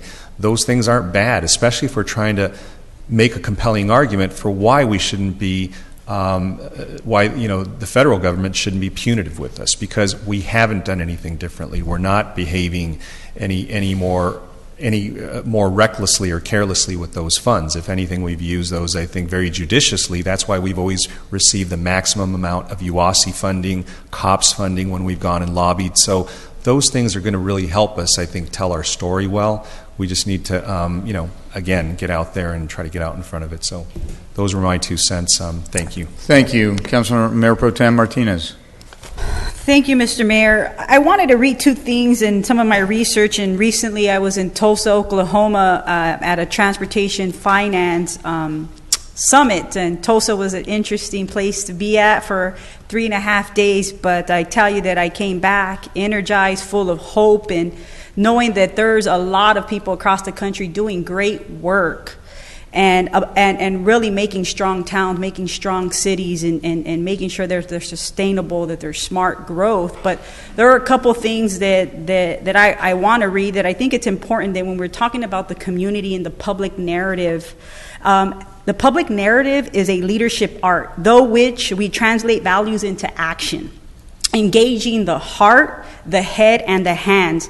As the narrative is built, the experience of challenge, choice, and outcome. As the public narrative is woven into 3 elements: a story of itself, a story of us, and a story of now. And I'll come back to some of my points on that. And when it comes to cities, it's your ideas that will drive change. It's your talent that will make it happen. Your creativity will generate economic growth and enable development of cities. Building great cities will take heart, conscious, emotional intelligence. The battle is in the mind and in the heart. To shape the future, we must change the way we think, the way we perceive the world. Ideas will drive change. In that new reality, governments must learn to work together to breed new possibilities. And I talk a lot about finances and transportation and collaboration and coordination. And I've been very fortunate to be able to travel the world and meet various interesting people and conferences that I've learned a tremendous amount. And when we talk about wanting to make Santa Ana a great city and what that preferred future is going to be, we have to do it together. We are not going to be able to do it up here on this dais alone, or the staff, or the community alone. And there has been some division up on this dais. We have difference of opinions. We sometimes may not agree with our staff and their recommendations, or sometimes may not agree with the public and willing to come up here to their government. This is the house of the people. And they have every right to do as they so please and how to talk, really, their opinions about us. The one thing that I would ask of the community, ask of my colleagues, that it's okay to have judgments, to have opinions, but we have no right to condemn one another. We're not God. The only one that has the right to condemn is God. And I think we have been very condemning of one another, the community to this elected body, and us at a certain time to the public, because we don't like what they have to say when they come here. And so it is my hope that as we move forward with painting a narrative for the city of Santa Ana, that we will not only use our mind, but that we will also lead with our heart. Because at the end of the day, what makes this city special, again, it's not its buildings. It's not this government. It's the people. What makes a city great is people. But you got to put people first. And when we look at folks like Mary Lara and John Raya that come here pleading with us to do something, I also will ask, and this poor young man that lost his life because of a senseless killing, and we've been on this dais talking about these senseless killings year after year, but I too have been talking about the senseless killings of our pedestrians. And over the past 10 years, over 100 people have died. Every life matters. It doesn't matter if you get shot with a gun, or you're walking and you get hit, or you're on a bicycle. We have a responsibility, but many times we always want to have a call to action when it has to deal with gang violence. But if you look at the data and the statistics, it will tell you differently, that we have other issues. And we have a fundamental right to be able to walk, to bike, just like a vehicle. Like every child has the right to play in front of their yard, or go to a park and play out there with their friends and feel safe. Yes, John talked about the statistics, and yes, when we don't put a face to that, we just look at it as a number. We need to remove that number and again, put a face to the people that we serve, that we get paid to protect and serve. It's not just about a number. And I think we need to change that culture with the policies. It's very easy to articulate and provide numbers and have an intelligent conversation, but at the end of the day, it is your vote and the decisions that you make that really matter. And so I hope that we will instill the values of why when we first got elected, to put people first. So whether it is gang violence, drug, homelessness, pedestrians, that we would put everyone first. And that is with the values and our policies. And so I would just urge my colleagues, and I've sent various emails to the prior city manager about the issues of gang violence, that I finally I don't even send them to Gerardo, because I just, I've been, kind of ignored. I've asked for updates, and, I respect Chief Rojas, and he has a difficult job, and I get it. Our police department has a difficult job, but we also have to realize that when we put people first, things can change. But this city council and prior city councils have decided to put, when you look at our budget, are we putting people first? Where is our funding going?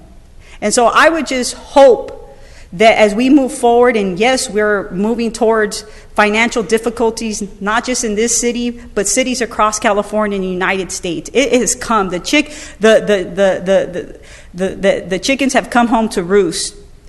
And this is not just for the city of Santa Ana. When we're looking at our pensions, how we look at revenues, the state of California is going to be in a world of hurt. The federal government is trying to figure out what they're going to do to expand, revenue. They're looking at different sources. We're all in trouble, from the federal all the way down to the local level.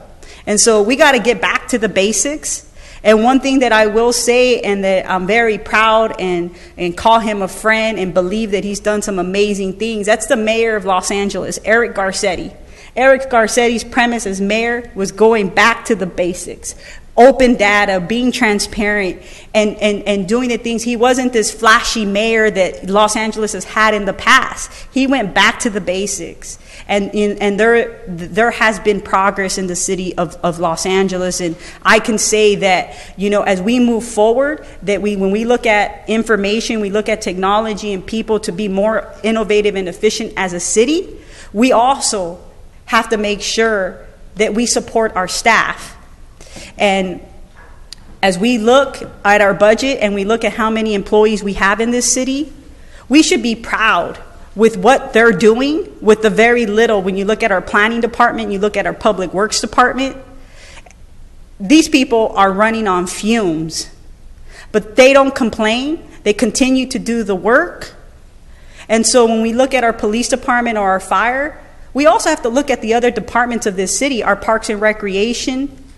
Look, at the end of the day, we're one family, and how we actually move the city forward has to be in a collective way, not in silos. And I believe that we have the staff that is willing and able to move our city forward and using their minds and hearts. And so I just want to thank, in particular, our executive directors for the work that you all have done. It has not been easy these past couple of years, and in particular the past year and a half, you not being able to hire folks to get the job done, loss of revenues, but you're still doing what you possibly can. And so I just wanted to thank you. I want to thank our residents for being patient and participating during our budget process and being active. I think it's important to have citizens active as much as they possibly can, whether they agitate some of us or not. That's, at the end of the day, that's their prerogative, and they should continue to be as active as possible, because at the end of the day, I truly believe that the people that you see on our streets and who live in this city, they're not here just because they just want to be in Santa Ana. There's a love for wanting to be in this city. As I met with our acting city manager the other day, that's what the first thing he said: I love this city. I'm not going anywhere. When you ask people across this town that live here, they will tell you that they love this. They love this city, and they will work hard for this city and do what it takes. And that's special when people actually love a city that they live in. And so it's with great pride for me to tell you that we may not see the end of the tunnel as fast as we want, but we can get there if we work collectively. And so I would just urge my colleagues that regardless of our differences, that we need to come together. The time is now. And with that, thank you, Mr. Mayor. Thank you, Councilor Jose Solorio. Yes, thank you. I want to thank Mary, Laura, and John Raya for coming forward. I know they came with a lot of emotion, a lot of history, a lot of support for young people in this community. And my heart goes out to the TKO family, and I know I joined the entire council in feeling very devastated about seeing a 15-year-old shot and killed in our community, irregardless of the circumstances or the time of day it happened. That's somebody's child. That's a young person who died way too early. And I think tonight, the council had many conversations about public safety, and it's because we care about it and we all want to do better in protecting our community, including the young people. And again, my heart goes out to the entire TKO family. On other matters, I want to thank the staff for the incredible amount of budget outreach workshops and meetings that they're doing. Just to put them on a spot, but in a positive way, I'd like to ask our acting city manager, Gerardo Moet, how many of these budget meetings you've done in the community by yourself and or other key staff, but how many you think you've done so far, and how many more do you have to go? We've done 7. We're doing a total of 13. We also added the Chamber of Commerce Government Relations, the next one, and we've been giving some summary updates on Santa Ana Business Council and Downtown Inc. I want to commend you all. I mean, it's an incredible amount of outreach above and beyond anything the city's done, and I know as part of the Sunshine Ordinance, there are some requirements for doing a basic minimum, and I know before that we were always doing that, but the dedication that you're having is along the lines of what Mayor Pro Tem Martinez is saying, doing that amount of outreach, especially given the limited staff, is a tremendous asset for our community to know what is being proposed, hearing what their ideas are, but it's also a compliment to the staff and your incredible work effort there. Finally, Council Member Vince Sarmiento mentioned the sanctuary ordinance and there being a lot of confusion about that, and I agree. There are some people that think because we're a sanctuary city, you can do anything and nothing bad's going to happen. And then there's others that feel that no one's getting arrested or that everybody's getting arrested. There's just a lot of confusion on what it means and what our role as a city is and what the federal government's role is in terms of enforcing laws, and maybe kind of consistent with some of the suggestions that Councilmember Sarmiento mentioned, maybe on our website, for example, our police department page, we can have a Q&A on what it means to be a sanctuary city and really to lay out the history of what we've done in the community, really for the sake of safety and what the history's been and what it means now and our continued effort to keep this community safe, as well as to be very vigilant in understanding what our rights are as individuals and as a city and in fighting for the resources that the city greatly deserves. With that, I want to thank all my colleagues for many robust discussions on many topics, and thank you all. Thank you. Councilmember Villegas, please. Thank you, Mr. Mayor. Just real quick, I also want to say our deepest condolences for the young man who lost his life recently, and we are committed to making Santa Ana safer. So I want to say thank you to all our public safety, Orange County Fire Authority, Santa Ana Police, that we are here, and we're going to make things better. Thank you very much, Mr. Mayor. Thank you, Councilor Benavides. Thank you, Mayor. I'll go ahead and make my comments now mentioned earlier with regard to... Yeah, so let me do this. Let me just say that I'm going to go ahead and close the council meeting upon some comments made by Councilor Benavides, and after that, we'll be done. Thank you, Mayor. So I'm requesting, and thank you, Mayor, for that opportunity to close tonight's council meeting in memory of Isaac Gonzalez, who Mary Lara and John Raya from TKO Boxing Club came in and shared about this evening. It is a tragedy to have any life lost in the city, especially a young life, 15-year-old. And in particular, this young man, it's so ironic. Just on Thursday, my wife had mentioned she was just really impressed by a post that Mary had actually placed on Facebook about a young man, a young boxer at TKO Boxing Club who had lost 88 pounds. And there's a picture she put that Mary uploaded of Isaac. It's just really impressive and inspirational. A teenager that would be that dedicated. I talked to his aunt just yesterday, and she mentioned how he would be up at 4 o'clock in the morning to go out and jog and get exercise, and because he was on this journey. And then on I believe it was Saturday night, just outside of his home, he was gunned down. So we have so many. Being a city as young as we are, so many precious lives, so many so much potential within our city. I see ourselves as a city of promise, really, when you think of the tens of thousands of young people that we're blessed to have as members of the Santa Ana community. And as we think about our future, both what is a preferred future that we have, and we think about safety and public safety and our commitment to the city, to our youth, and to the city's more positive future for our city, there really is no better investment that we can make than to invest in young people, to invest in the life of a child, of a youth.